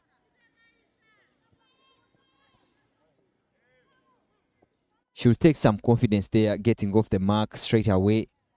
But now it's about how Kulme Ruth plays out. She has really struggled to get the runs, facing 19 balls and only scoring 3 runs. Every time she has played on the up, she has stayed so up, playing against the pace bowlers, trying to cut the balls that are really full. And it hasn't really worked for her. And now playing from the side that is bouncing a little high. Malisa trying to attack the stumps on this occasion. Hit on the onside but stopped by Malisa. Really good bowling there from her, and again great efforts to stop that for a dot ball.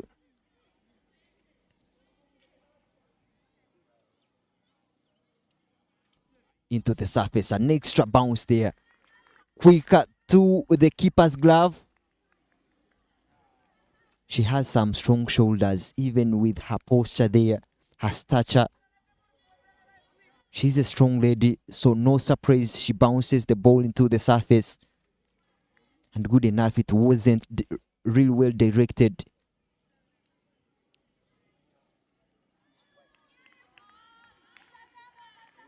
An extra coming this time round. An extra run. An extra ball will be bowled in this over. We didn't see so many extras in the first inning, so we don't expect Olila to give so many extras. That's much better, I tell you, Ivan. Really much better for Malisa. But one thing that Kulme hasn't done is to align herself in a good position. Drop that ball down, maybe run it down to third man, like Arugo did on the first ball.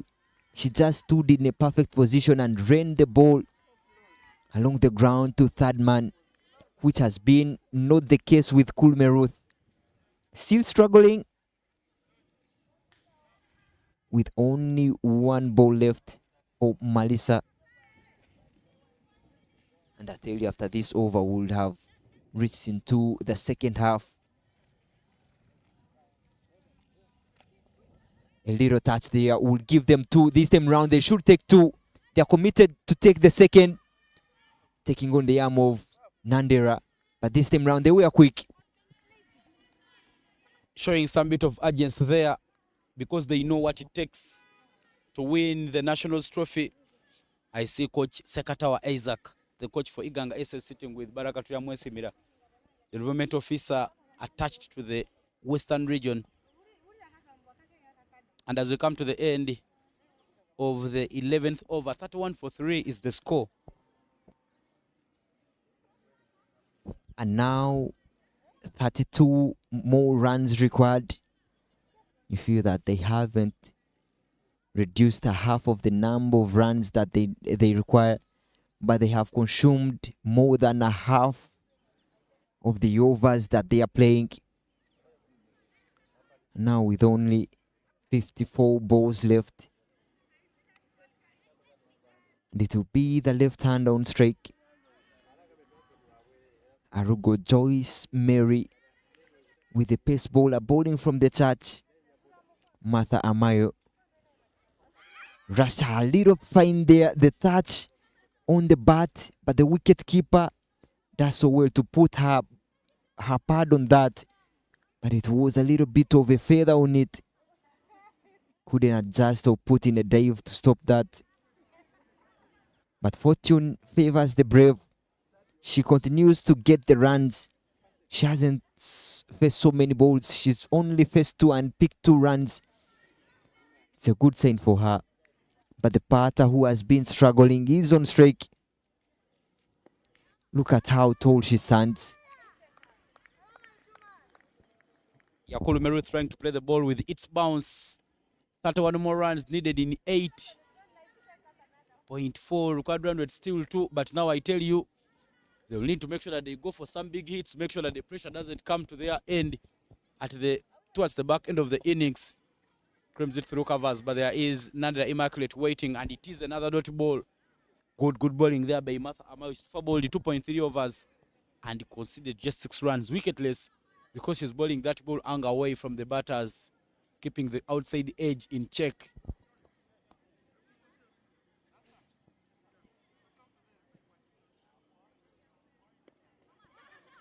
This time round, she will get the run. Played around the pad of her hip. And she will get that one run. 32 runs on board for the loss of 3 wickets. Still, we haven't seen Mercy, and I know Mercy somewhere in the dugout should be contemplating about how she would go about her business. But that was a really quick ball there. Rushed the batter, left her idealist about playing it. But good enough, she's standing a little bit outside leg stump. I can clearly see all the 2 stumps, even maybe a little bit of the 4th stump, rather 3rd stump. Really clever from the 2. And I'll be happy if they continue playing like this. But most importantly, it is a single to finish up the over. The left-handers really seem to play with intelligence here. Rotation of the strike has been her go-to option there. But finishing up the over, 12 overs done. 34 is on board with a loss of 3 wickets. And now 29 runs required, with the required run rate being at 3.5, rather 6-2. Melissa coming in to bowl her 2nd over. She really bowled decently. The lanes were really good. And another fine edge there. This should be going for 2 runs. But they don't take the 2. I tell you, every time the left hand has opened her bat there, has picked a run behind. And now it will be another hectic over for Kulume. She didn't really seem to be in control playing against the captain Melissa. But I wouldn't wish to see, but seeing at the field changes there, bringing in the rather long off into the circle. Around the hip, played so fine, but they won't get that 1 run. This really has been played in control.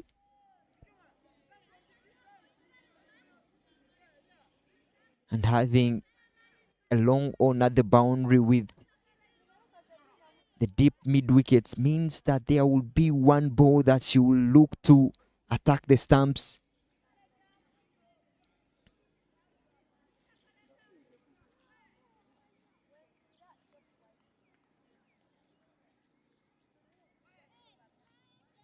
Oh, runs. Direct hit doesn't work this time round. Real quick running between the middle there.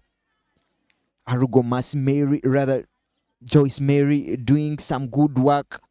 She has always been away of the run. And they have shown some bit of urgency in getting the runs. This partnership between Arugo Joyce Mary and Kulume Ruth, they're making sure that they apply the pressure. Brilliant work they are doing. 26 more needed in 7.4 for victory. These two making sure that they take late secondary school home. They do not need to lose another wicket because it might be pressure coming their way. Big appreciation to the match officials, ground staff, broadcast team, drivers, kitchen staff, and Gulu High School for being a wonderful host for another year running, making sure that this tournament comes out as a success. Brilliant stop there, but it was traveling quick. Another poor throw there from Nandra Immaculate. And it is right for Marisa Ariokot to blame her because she got the ball and she didn't need to go for that direct hit because she has given away another extra run. They are not working with so many, so they need to keep it tight. That was really unprofessional by the captain, still exchanging words with Nandera. In my opinion, that was a good call for Nandera. Had she hit the stumps, that was clearly a wicket there, a run out. But since she didn't get the runs, since she didn't get the wicket, she is to blame. But I think maybe because she didn't catch that ball, because it was a chance of a catch, but maybe she dropped the catch. It's the reason as to why the captain is complaining. She's again bowled with width. She has given width to the left-hander, and she has really looked so good cutting. Another inside edge there. They will get this one run, but again a misfield. The captain won't be happy. You don't have to be divided at this moment. You have to stay as a team. If you see those confrontations there, it's never a really good sign. The captain should go over that and clear the air between her and the assistant captain. 40 runs are now up and more 23 are needed from 7.1 overs. Nandra Immaculate with one more ball to complete her second over. Skids off the surface and it is a dot ball. 16 Marisa's second over. And as we come to the end of the 13th over, 40-3 is the score for late secondary school.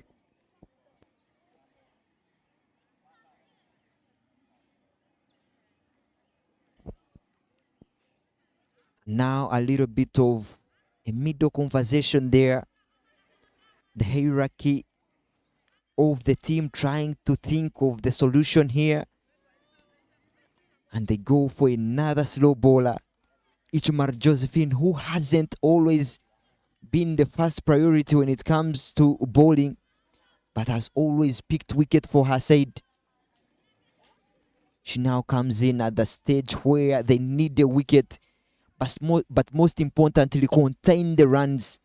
So she has to do to hunt for a wicket and look at a way of getting the dot balls.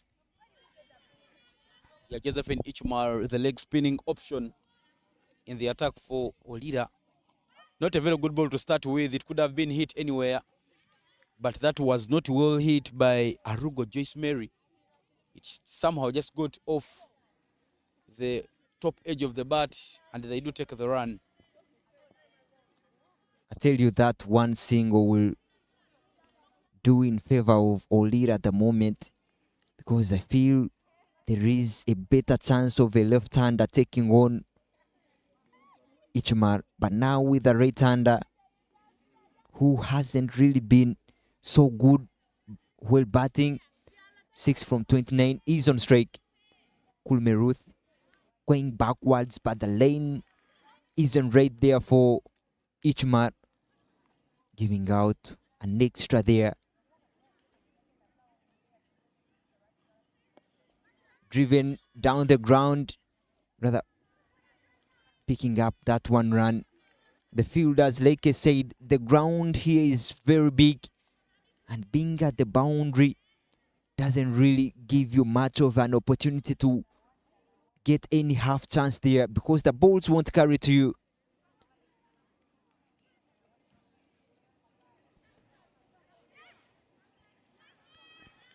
Another casual glove work there from Annette Ameja, and another run. By run, they are taken, and now runs are flowing for late secondary school.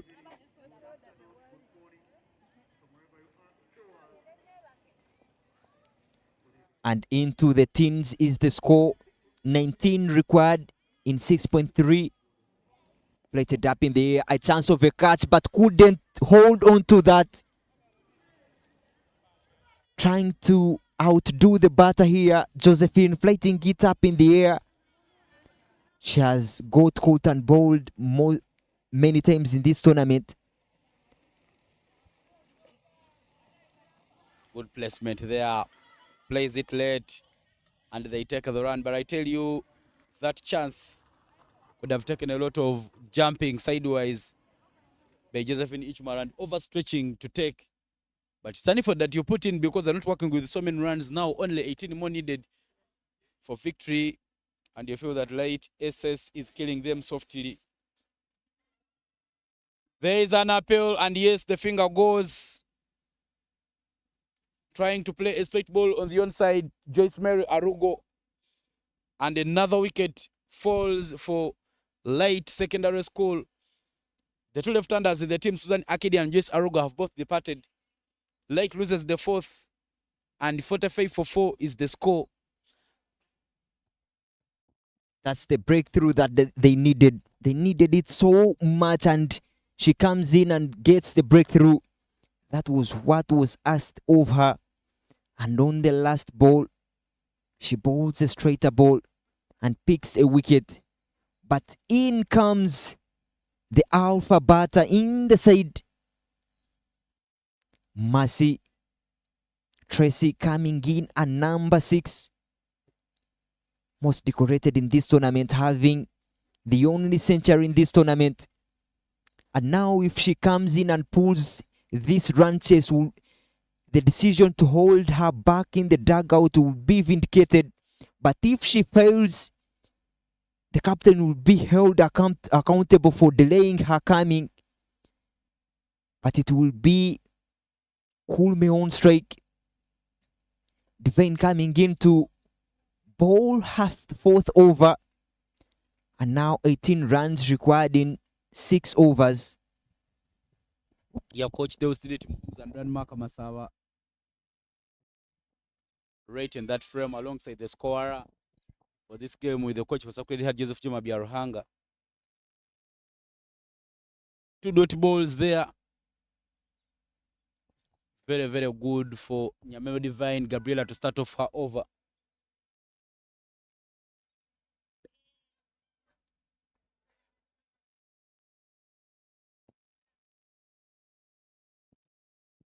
Wide and more runs, but look at the frustration there from Josephine Ichumar.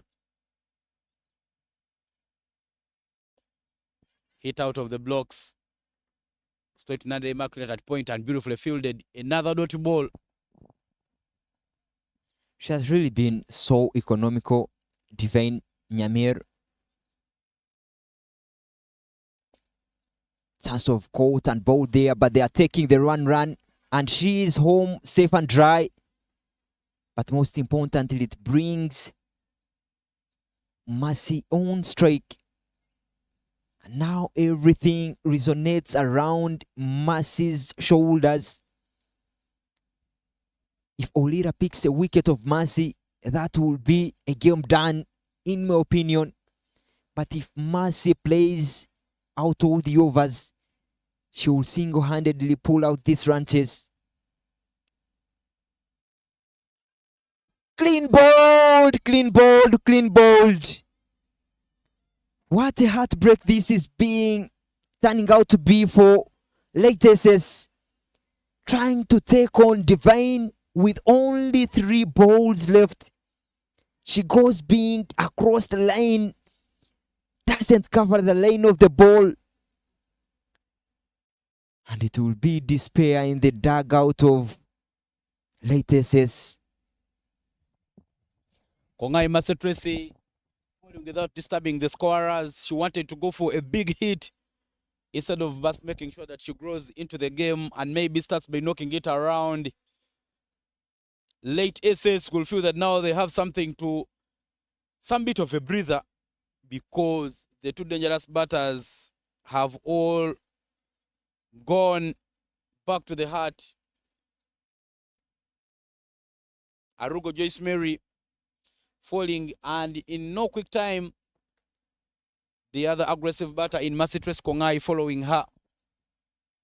But the captain, Akelo Ruth, formerly student at Olila High School, is now the new batter in. But in a very special love to appreciate Cricket Uganda for involving the girl child and the women in sports, making sure that tournaments like this bring the little girls to come together and learn a few things about lifestyle, healthy. And as you know, one of the good things that sport gives you, you get the discipline of being a sports personnel. You get the chance of being physically fit. And as we come to the end of that over, 15 gone and 47 for 5 is the score. More 6 runs will be needed from 30 balls.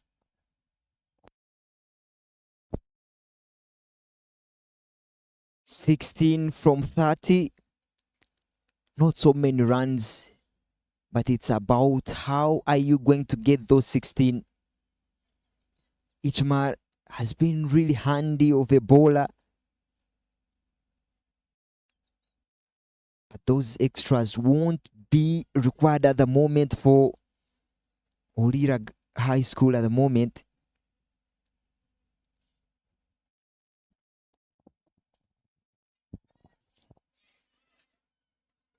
A bit casual there from Josephine Ichumar, not getting hold onto the ball, and what could have been a dot ball results into a run. But look at how the little girls look smart and sharp in the orange apparel.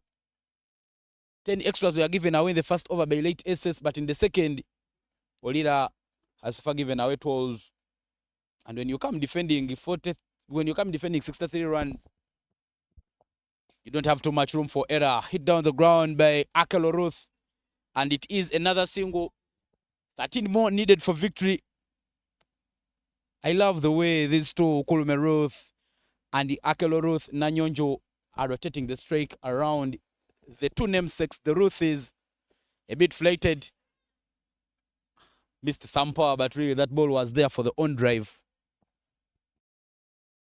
Yes, she played it so well. On top of the bounce, trying to buy a wicket this time round, flating it up. But on around the pad there, fine field placements there. Yeah, the previous single has brought up the 50 runs for late secondary school. Playing it a bit late, but it's another dot ball. Good bowling there from Ichumar Josephine, making sure that she does some amendments to her earlier bowling plan. Fall and hit down with power. Another chance to run. Another single, reducing the deficit to 12. Look at the way how Kulume and Akelo are trying to bat. You get a feeling that that was what was required of Mary to do. She needed not to be a hero. Yeah, their coach Ronald Ebulu pointing the fingers around because he feels that somehow he was undone by Kongai Massey dismissal. One of the directors at late secondary school, Mr. Oruma, is right with us here in Gulu, watching all the proceedings.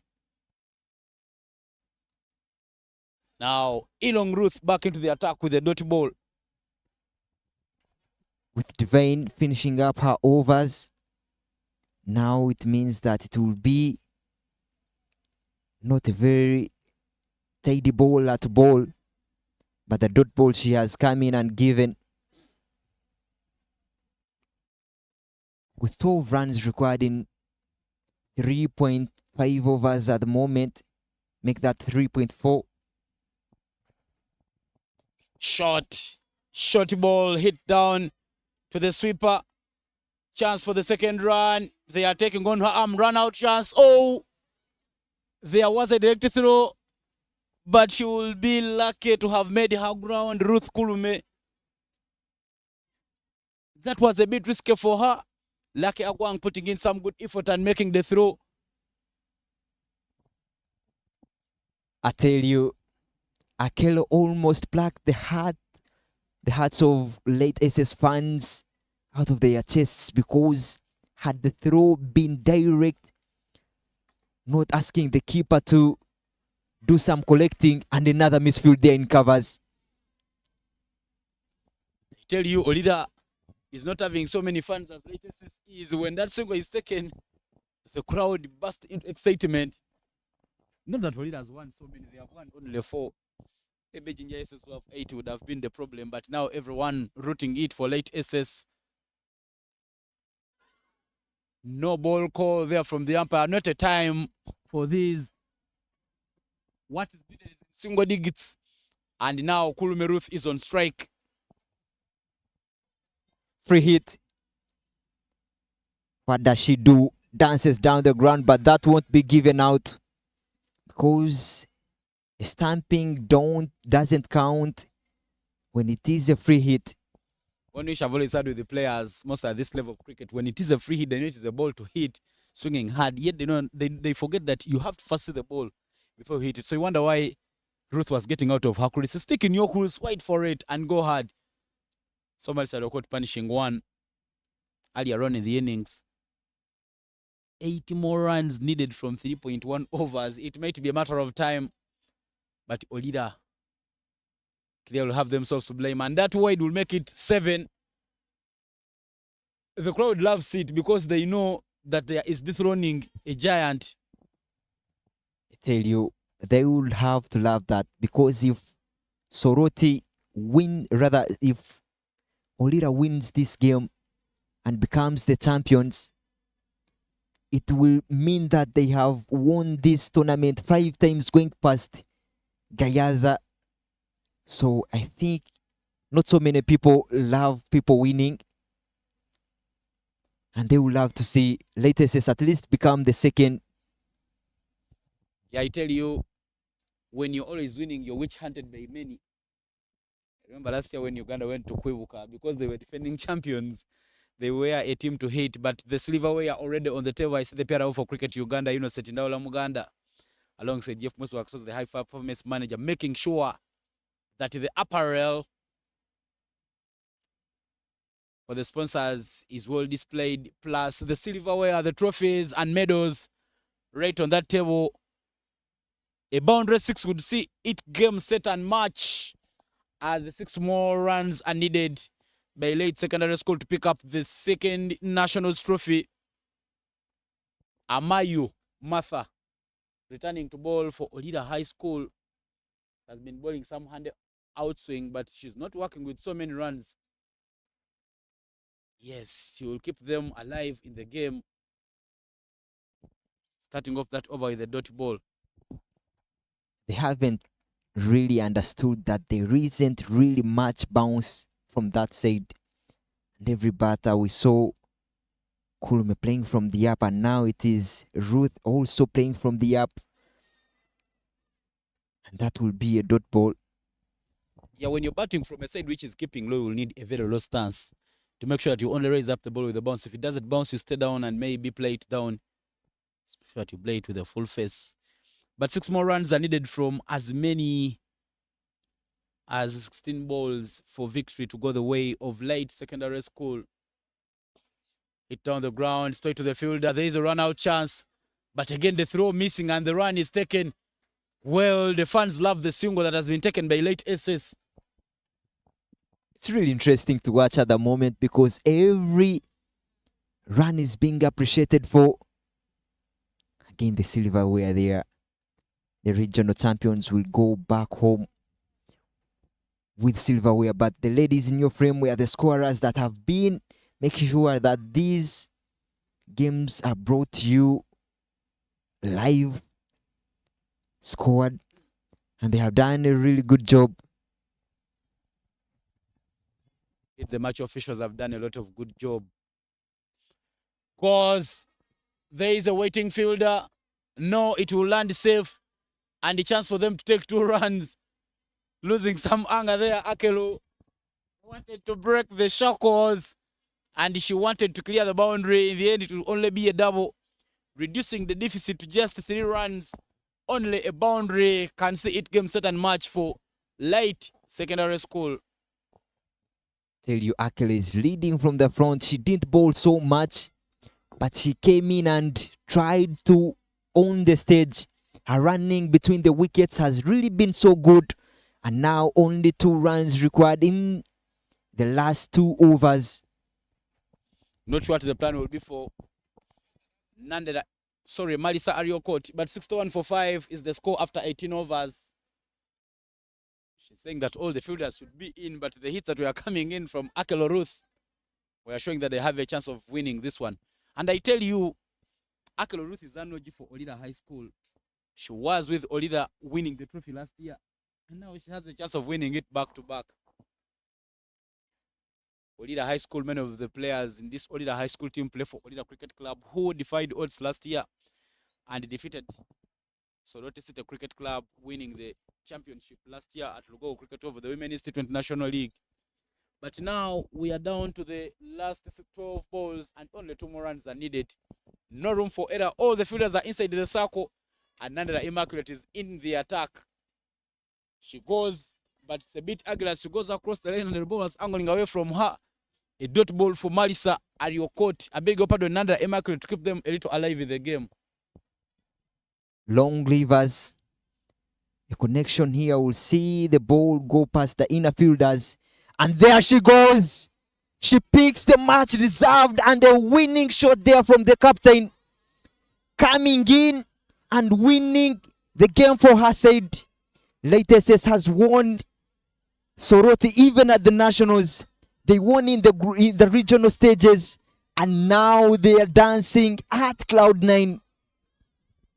Rubbing it right in their faces. A hit, inside out shot there. Managing to access the boundary at the long onside, and that's the celebration that you do see. Late secondary school coming off edge, defying all odds, and making sure that they win by 5 wickets. What a tournament it has been. What a fairy tale it has been. And in the end, they cross the line with 5 wickets at hand. And their names will be remembered, being the 2026 Skyview Girls Schools Week tournament winners. The captain there having a little dance. She's really happy for her performance. She didn't do well with the bat, rather the ball, but now coming in, pulling out these run chase, despite having a very low start, losing 2 wickets in the power play, but they held their nerves steady and pulling out these run chase. 2026 Skyview Girls Cricket Week champions have emerged, and that is Late Secondary School winning by 5 wickets. And what else can you talk about Late Aces? They have had so much in this tournament, and now they are the champions.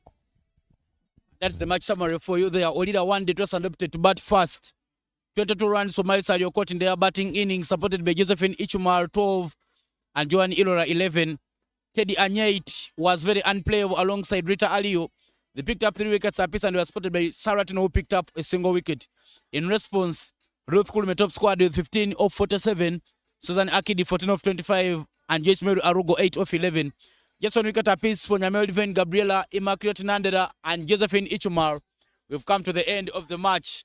Late Secondary School winning the game by 5 wickets. And the celebration is there for the Late SS girls as they win their second trophy. Here in the commentary box, my name is Evan Cyprian Sajabe Wazia with Fortinet Ali Juna, and we will be coming to you shortly with the closing ceremony of this 22nd edition of the Girls Schools Cricket Week Tournament, sponsored by Skyview.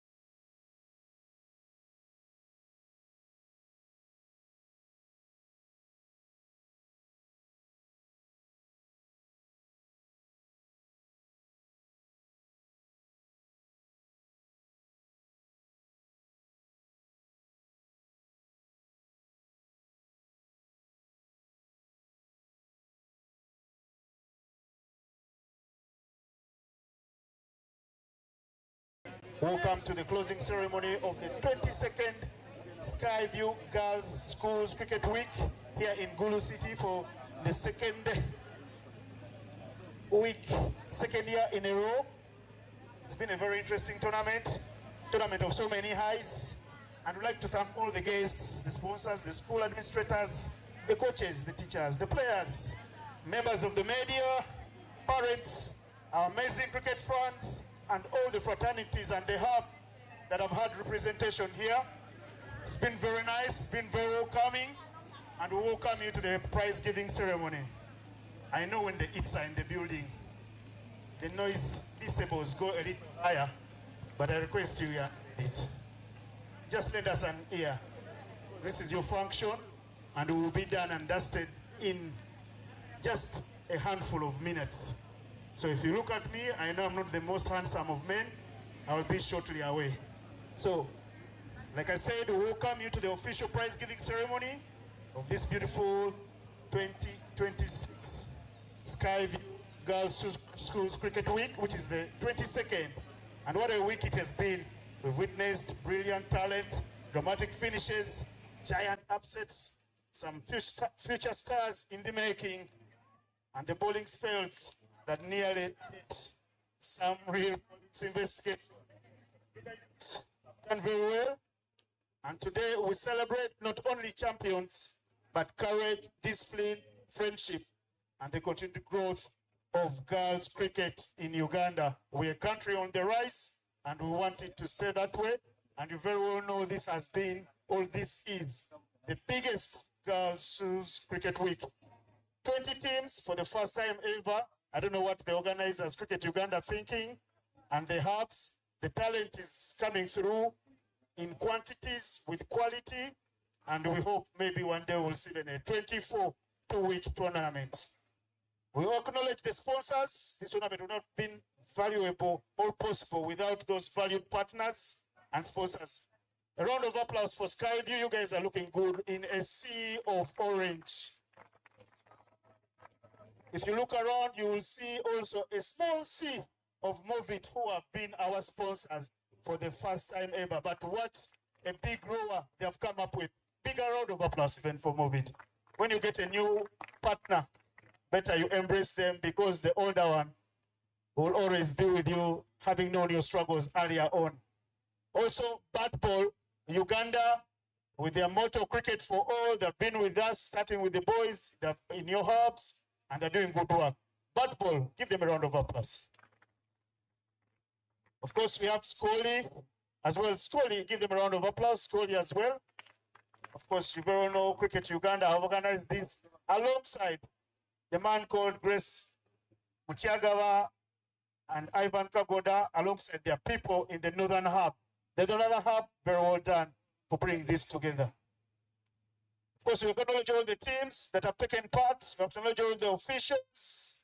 Special mention to the match officials, the scorers, those groundsmen who have worked their socks off, the volunteers, the medical teams, and the medical crews. Of course, today is not a day for talking, but those guys, especially the guys of the live stream who've been behind the cameras, Mr. Steve Tusime, we salute you. The work you've done behind the scenes, very applaudable. And sometimes the cameras miss all the other people behind the scenes, but we know the action can't go on without you. Not my day to make speeches. Allow me to invite the development manager for Cricket Uganda to give us the opening remarks and also maybe to say something on behalf of the hub, where he has been many more times for the past 2 years. Yes. Sir David Turinawe, give him a round of applause as comes through. He's a big boy in every true sense of the word.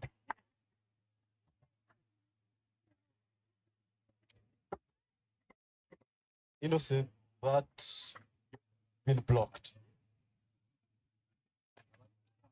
Good evening to you all protocol.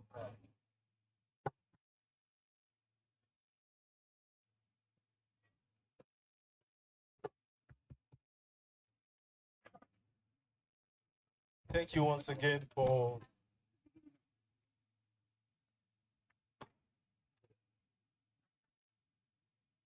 Thank you once again for making this a memorable tournament. Thank the schools for turning up diligently. I'll also want to thank the officials for putting in the hard yards. It's been hot over the last 7 days. I'll also want to thank the players. Without you, this tournament would not have happened. Lastly, I would want to thank our hosts, Guru High School. It's been a torrid 7 days. We know what we've gone through and make this tournament come to a close. But at the end of it all, we're all smiling, we're all healthy, and we're all happy. Thank you to the whole lot once again. A few remarks about the games. This tournament was full of shockers from the first day. I thought go on to the end, but eventually the champions stood out. Congratulations to Light Secondary School for lifting yet another title. Commiserations to Olila High School. You are worthy champions by the time you get here unbeaten. It was worth the effort. And to the rest, I'll say thank you for being competitive. You are not just participants, you're competitors. You came through a series of qualifiers that had many other schools, and at the end of the day, you're the only ones that made the cut. Congratulations to you all. Finally, as we all leave, I'd like you to take the message back that cricket is growing in Uganda, and hopefully we'll have newcomers coming to the next edition when we meet in Masaka next year. Thank you once again. And stay right there, Davis. You can do some little presentations. We're trying to run through this quickly. All the school captains, please come forward. Let us send your masters. All your captains. Quickly, Renzori, please come through. Good Heart, come through. Gulu High, quickly. Come through. Just come and pick your certificates for participating in this tournament. We thank Guru, very well done here. All the captains, very well done. Kasese SS, guys that are not here, we will keep theirs. Ndeje SS, St. Cornelius Kalagala, Iganga, Nyakasura, St. John's Mukono, St. James, Masaka SS, very well done. Masaka SS are our next hosts. Masindi, St. Teresa as well, from Masindi, Mount St. Henry's, Soroti, Sacred Heart, Ginger SS, Light SS, and Olila. Smile, move closer to him, don't be afraid. He doesn't bite. Well done to all the captains, those are certificates.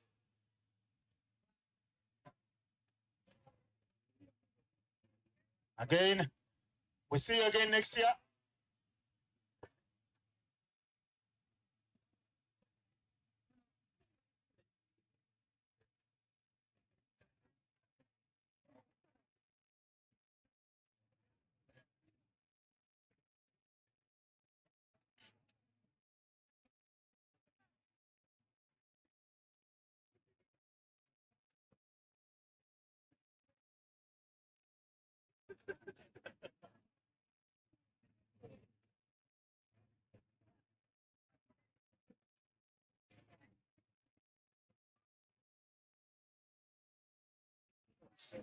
Thank you very much. We will stay with those two for the two schools that are not here. Davis, please stay right there. You have one more function to perform.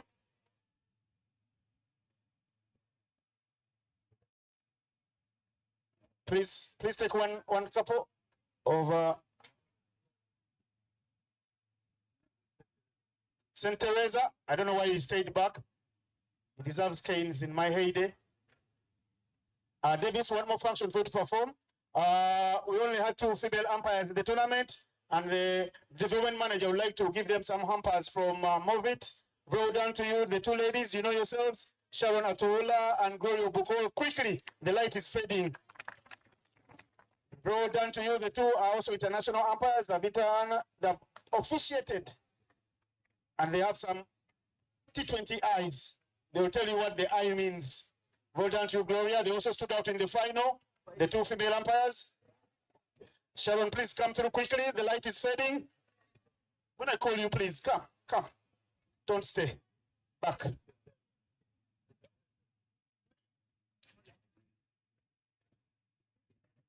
Thank you very much. The two of you stay there for a quick photo. Very quick one, in 1 second.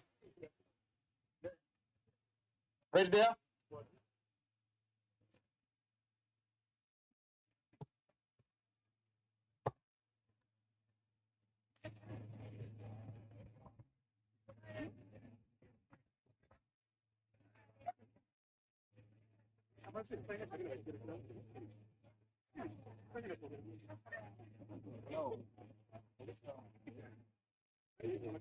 I've been ambushed as protocol observes. I'll take this honor to invite our host, Madam Beatrice. Please come and share your experiences from here and give a few remarks to the gathering. Madam Beatrice.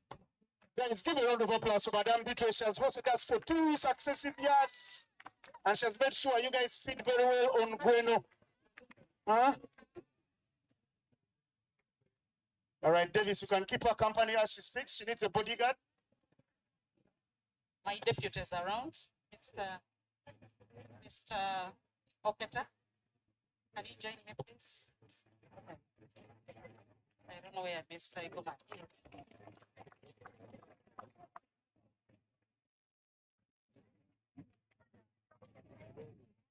Good evening, everyone. God is good, and all the time, God is indeed good because we've come to the end of the game. We thank God because He has sustained us here for 9 days.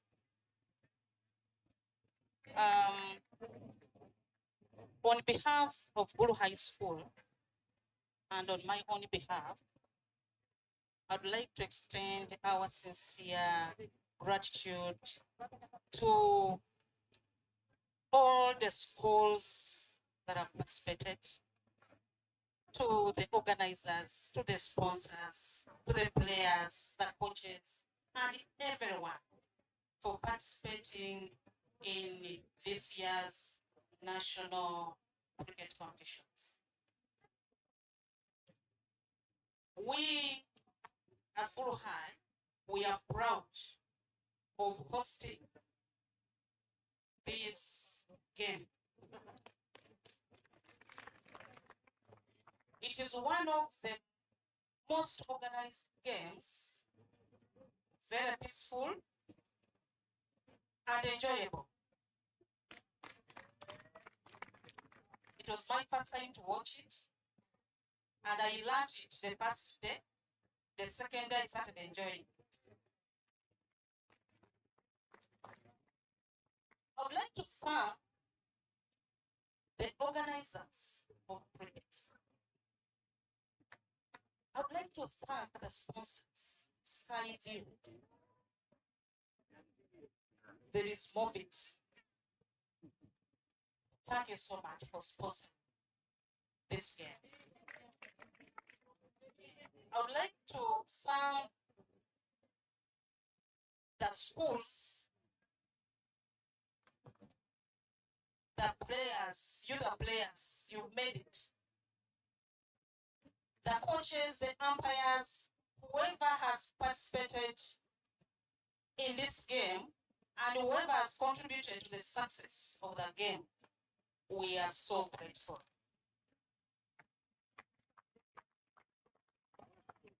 To the participating schools, all of you are winners. All of you are winners. Though you're not going back with the trophies, but I know that you are going back with experience. Next time you're going to do it better.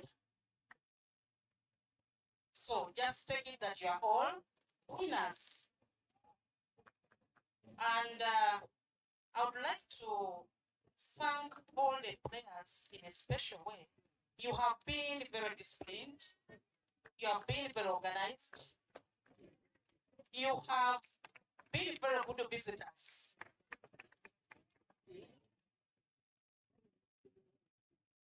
And someone mentioned that if it was football, there would have been war everywhere. But people would retire in the evening and you would see them in their groups discussing, and I love it. Thank you so much. As you go back tomorrow, please carry our regards to your schools. Be our ambassadors. Guru-Hai is a very comfortable place. I think you've enjoyed the place. It's very comfortable. So be our ambassadors there. If they talk about Guru-Hai, please tell them that we are here to welcome each one of you. Please, those who are planning to travel, first have supper before you go. I have prepared for you supper. Have your meal before you go. And when time comes for you to go, I wish you journey mercies back home. Until we meet next year in Masaka, I'll make sure I am there. Thank you so much. That's most thank you for giving me this opportunity to host you. I am so grateful. May God bless you. Thank you very much, Madam Beatrice. We have loved Gulu. It was my second time to come to Gulu last year. It's my third time. First time I came by Chopa. But quickly, allow me to invite two important people who without them would have had this tournament. Allow me to start with the events manager for Movie Products, the beautiful Happy Ampoza. Please come through.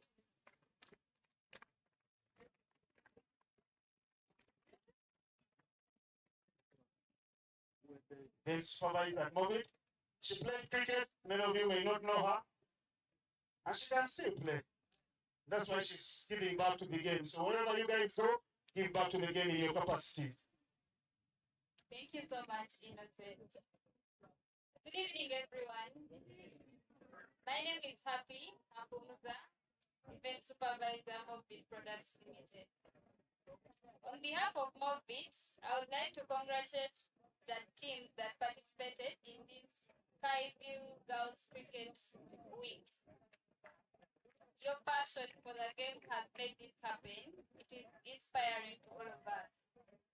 We are proud to have partnered with Cricket Uganda as your hygiene partners. We provided personal care products to everyone who is on these grounds today. I think we can all attest to that. Did we all get some personal care products? That is nice. We also happy to have encourage competition.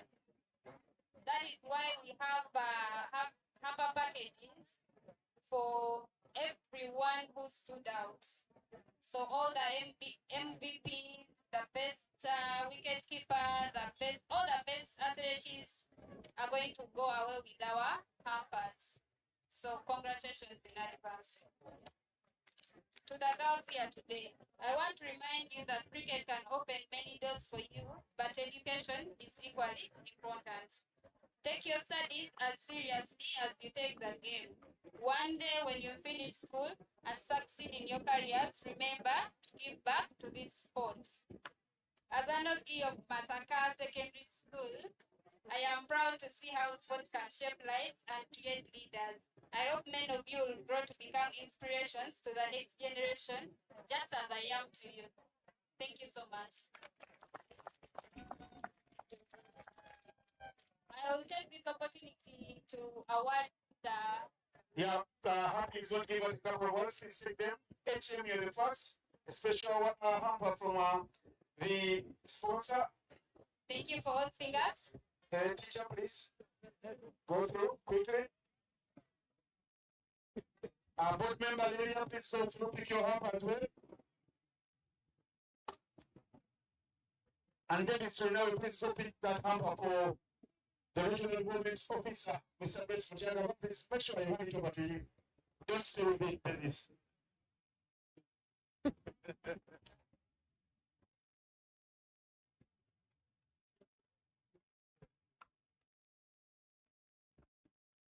Thank you, Happy. Don't worry about what's happening with the nation. I think I've done my magic already.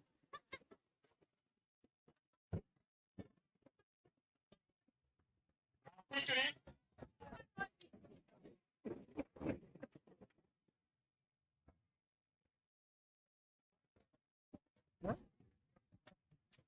Quickly. This is Adam Rwanda. Please come through for some quick remarks. This Adam Rwanda is the key account students at Skyview. Let's get your banner up quickly.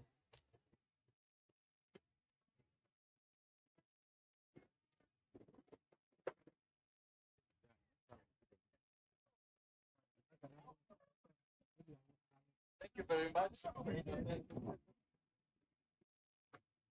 Tournament officials, teachers, parents, and students.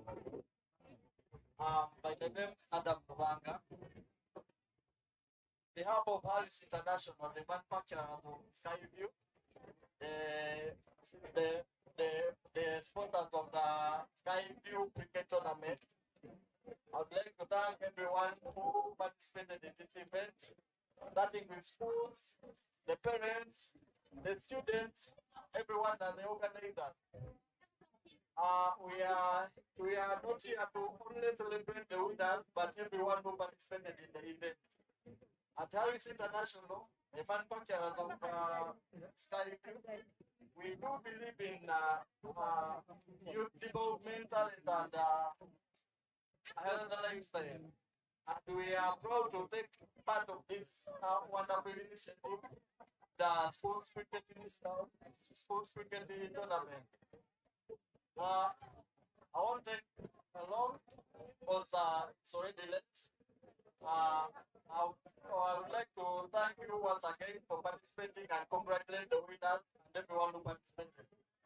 Safe journey back to everywhere you're going, and we shall meet in Basaka next year and Nyagashura for the boys tournament.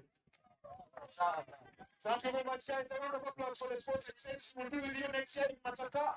It means more Skyview, more happiness, more joy. Guys, I can't share the round of applause. Person that we the sports who is very with you like he is. Now time for the regions that did stand out and they are doing differently during the qualifiers. Mr. Davidson, now please come back, give out these awards. The regional winners will get a trophy and will get special t-shirts of Movit. So the regional winners, I'm not reading out your names and you come through and pick this. But first, Happy, please come and give out this set of t-shirts to a school we have loved so much. Yeah. Happy is going to give out a set of t-shirts to Kasese. Kasese, we love you, Kasese Captain or Master. Please come through. Kasese not regional winners, but the sponsor says she loves them, so she will give them something.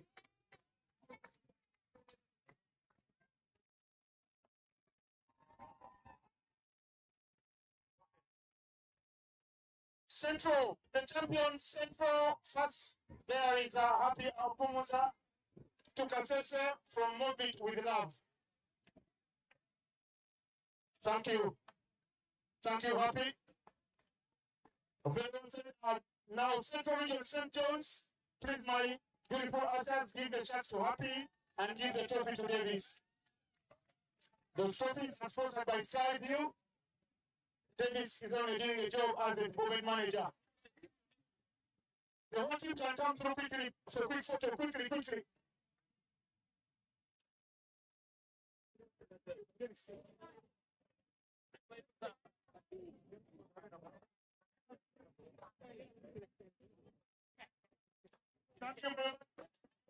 Thank you very much, Central. Now, South Region winners.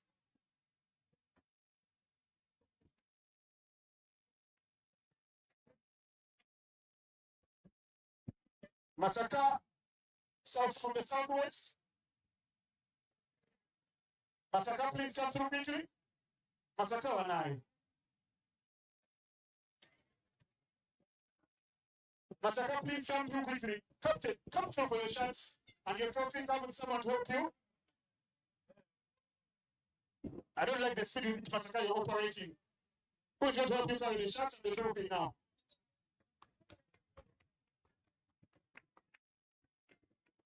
Thank you very much, Happy. Now Dennis Split has received the trophy as well. Masaka, your speed has been as your run rate in the tournament.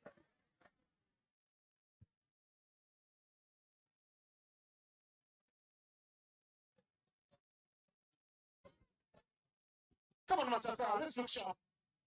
You're our next host. Are you going to host us like this?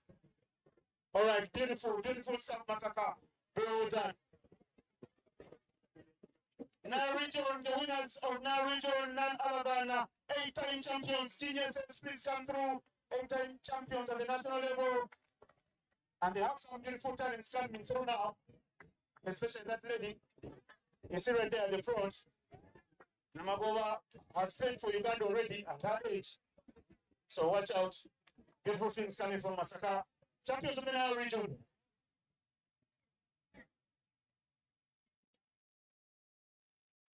Thank you very much, Masaka. Look at the camera, smile, you're live on TV.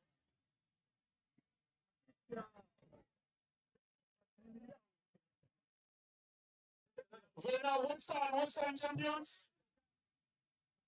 Western champions. Western champions, do you know themselves?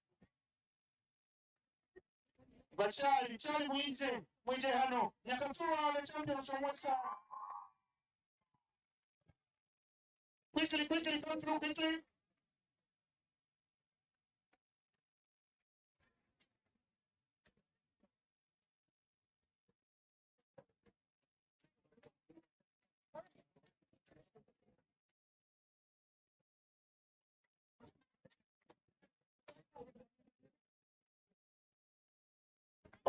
Thank you very much, Nyakasura, champions of the Western region.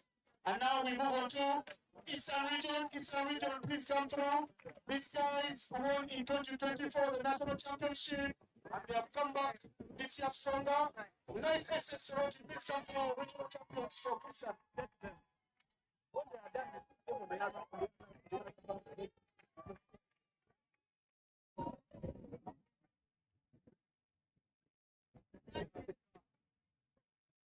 Northern region, be prepared. The champions, very well done to you guys. Stay in the picture moments. Very well done. Very well done. Assets, get another photo opportunity. Allow me to invite the champions of the Northern Hub region, Separate Hearts, the most improved team from this year's championship. Some of you guys will be invited for the national trials, and please still represent the Northern region diligently. There you are, Northern, Separate Heart. Of course, we recognize Kunyero region champions in absentia. Those are my seniors. Thank you, Davis. Thank you, Charity.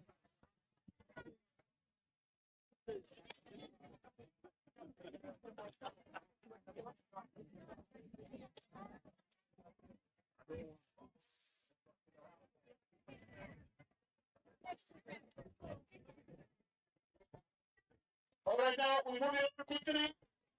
Time for the awards, the individual awards.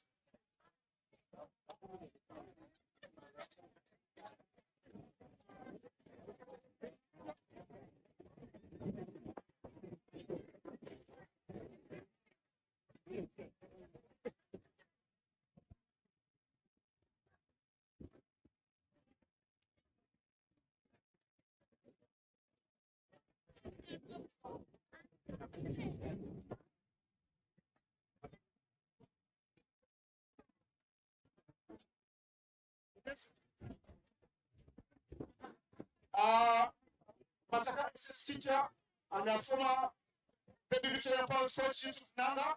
Please come and give a big name on this award. Yusuf, the best fielder of the tournament, is someone who had 10 catches and she was involved in 4 fielding this season with the runouts. The best fielder of the tournament is from Soroti SS, Mary Nabuma.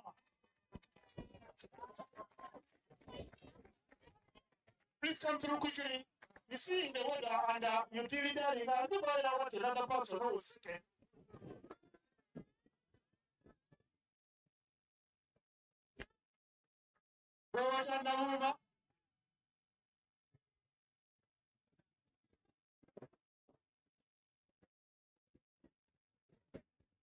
Thank you, Yusuf. Thank you, Yusuf. Thank you. Madam Rhoda, Malaysia from Uganda. Please come and give us this next award. Madam Rhoda.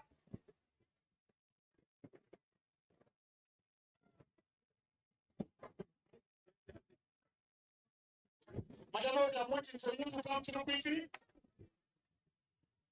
Well, as she comes through, I can tell you something about the best wicket keeper.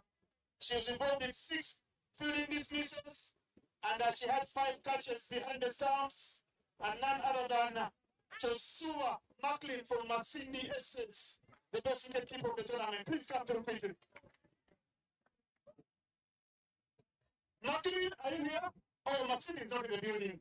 Madam, please let give Madam the trophy and the hamper. She happens for the moment, and we will make sure those things don't trouble the little mileage from Masindi. And the coach is also still here, so you can pose with the coach right at the sponsors banner. Move further to the sponsors banner right there. Yes, thank you.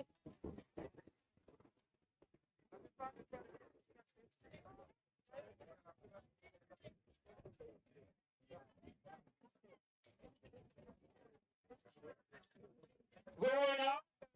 Those who must come help me give out this next award. Those please hold your horses. Jeff Kasozi, come help me give out this award, Jeff. Jeff Kasozi. Jeff Kasozi is the performance piece of cricket Uganda, and the award is for the young player of the tournament, the youngest player of the tournament. The youngest player, just right there in the middle, right there in the middle, Jeff. They'll bring the half of you, please, move in the middle.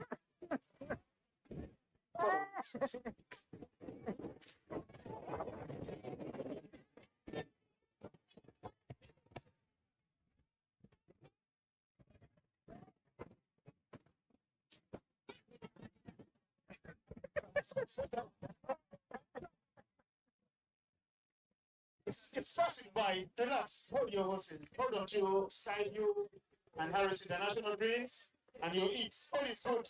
Well, Jeff Kasozi. Of course, Jeff Kasozi is the high performance officer for Cricket Uganda, but is representing the boss, the head of pathways and development, Mr. Richard Gideon here, who will make sure the young player does get these awards. So the young player who gets a hamper from Movit and a pair of batting gloves. The young player of the tournament, age 12 years, 8 months, and 13 days today. She scored 4 runs off the 2 balls she faced the only match she played. Angela Ihunde from Nyakashima School.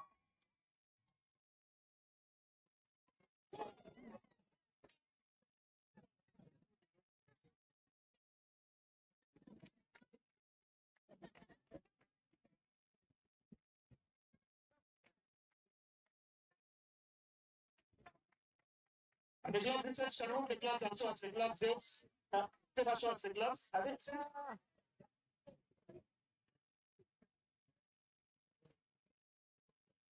Gloves for you as well. Thank you very much, Jeff. All right, Jeff, please come to give out the next one.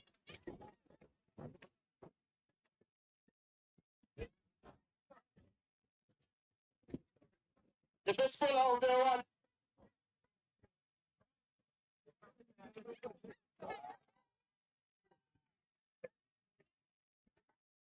All right, the best bowler, 3 contestants quickly. The one giving out the awards is the head coach of the Victoria Powers. 3 contestants. There is Tino Sara with 18 wickets. Nampera Sonia with 21 wickets. But the best bowler is Aliyah Rita from Life SS. Aliyah Rita, 9 innings, 28.2 overs. She went for 73 runs. She picked up 20 wickets. Best bowling 6 for 3. And I think, Aliyah, please come through quickly. Don't be shocked, you are the champion. Alio is in show. All right, smile, Alio.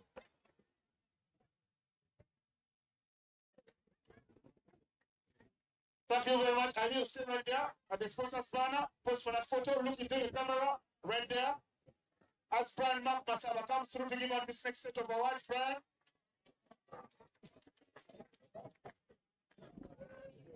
Brian Mark Basaba will give out the best batters award. The best batter is, of course, 3 contestants in this one. There is Masi Kongai with 234 runs, a high score of 110, the only center in the tournament. There is Huma Josephine with 173, high score of 51. But the best batter, she will receive a bat because she's the best batter and a pair of gloves so that she can continue to do the road swap, not only for her school but for Uganda. The best batter, Malisa Ario Coach, 9 innings, 279 runs, with a high score of 96.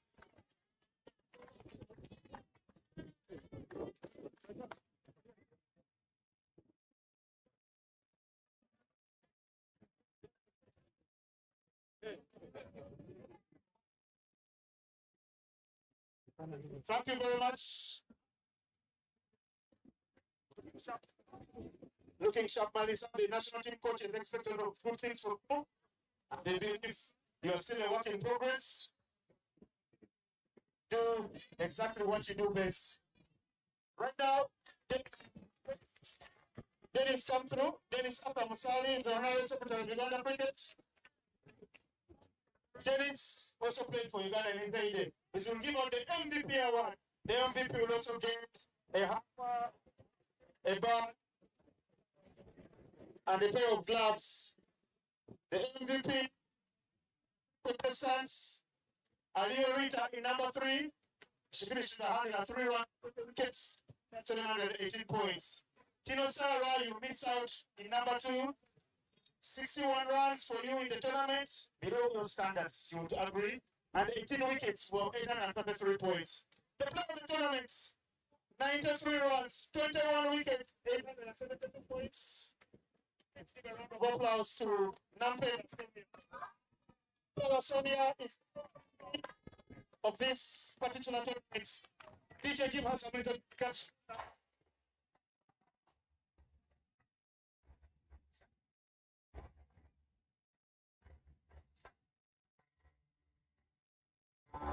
Seems to be the best, number one, nothing less.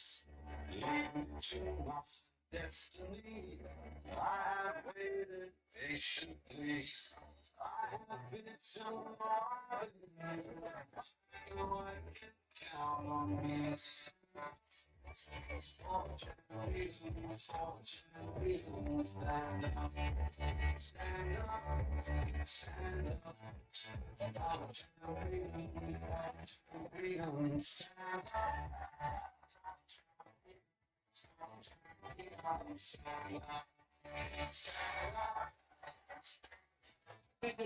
I don't know what's wrong with my microphone.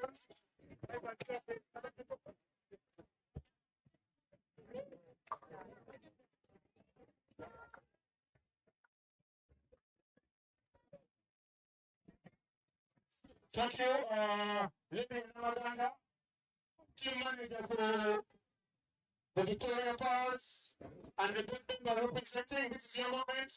Please come through. Of course, when you play in a tournament like this one, there's 10 things that happen and go your way. And we're happy that Lenia is here and looking sharp with good news. Thank you. When Lenia reads out your name, please come forward quickly. Sheila, come with notification. You will be my number 1. The following are the people that have stood out in this tournament and also the past tournaments. Coaches have scouted to go to India for the Under-19 Girls Cup to help in our preparations for the Under-19 Division 1 qualifiers slated for September to October 2026 in Tanzania. So when I read out your names, come forward. Joan Elora, Namagoba, Sheila, you get your shot from everyone who's not there. Sorry, don't remember, you can go through again. Go through quickly again. I disrupted you. Joan Ilora, Sheila Namagoba, Rita Amono, Hanifa Nori, Josephine Ikirma, Angel Michelle, Rashida Kavula, Tino Tara, Divine Gabriel, Apio Blessing, Nampera Sonia, Mariam Birabawa, Akini, Put on the shot, guys. Put on the shot. Give it to you. Pongai Masi, Hasfa Naula, Tahia Nasuna, Lalam Jacqueline, Mukite Asha, Arugo Joyce Mary, Agwang Lucky, Nisima Peace, Nakasaga Judith, Rita Alio, Peter and Anna Mary. Thank you. It should be 24. One is missing. One is Blessing Appeal, I think, who's not here. But the other 24 should be here. Happy, please come join here. Please stand right in front of the banner, guys. Don't stand on the side. Join the board member and join the sponsor. There's a little breeze of starting. We want our champions to celebrate when we can see them.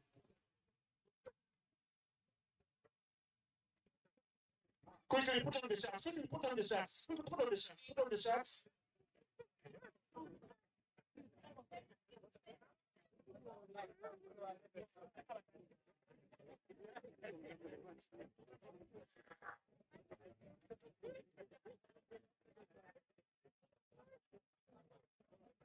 All right, balance up the picture nicely. I see you guys are not balanced. From here, go right at the back. From here, go right at the back. Go right at the back. Nice. Are you happy, Mr. Photographer? These 25 have a chance to represent Uganda when Uganda goes fighting in Tanzania in Dar es Salaam in August, in September, at the under 18 Division 1.5. All right, smile, guys, for the camera. Thank you. Thank you very much.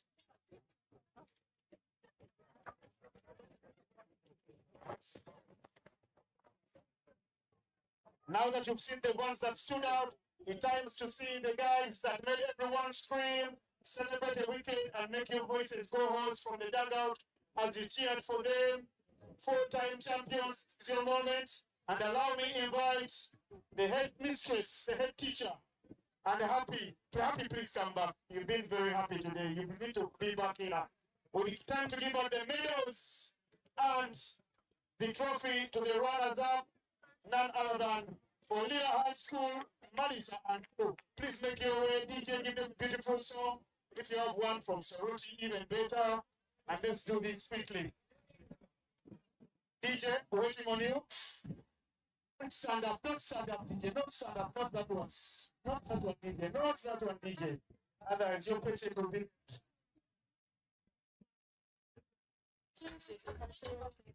All right, hands up to you, Olila, but you've done very well.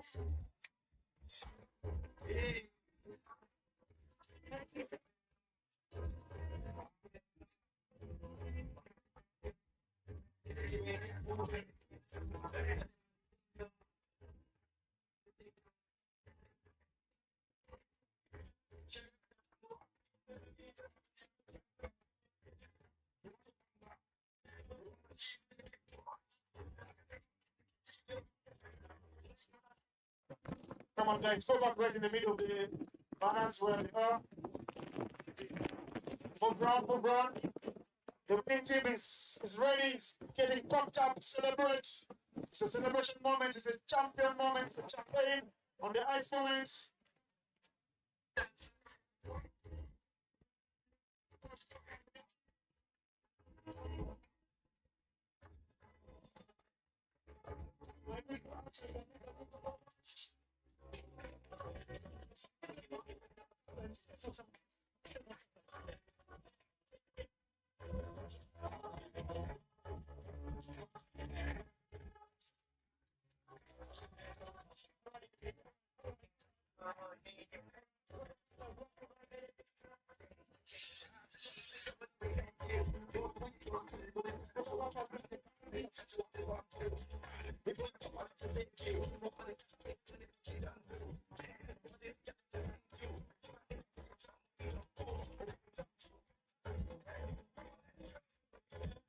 Happy.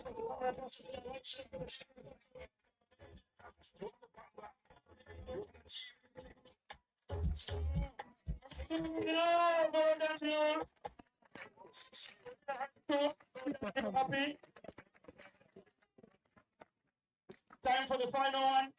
Lady and Mr. Adam, please come through, give us this one. Board member and Sky, come and give us this one to the champions. The champions, ladies and gentlemen, for the 22nd edition of the Skyview Girls Cricket Week 2026 in Gulu City.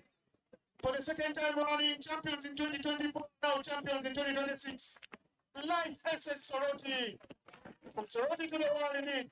Guys, let's give them a round of applause. Soroti. Have the pick up.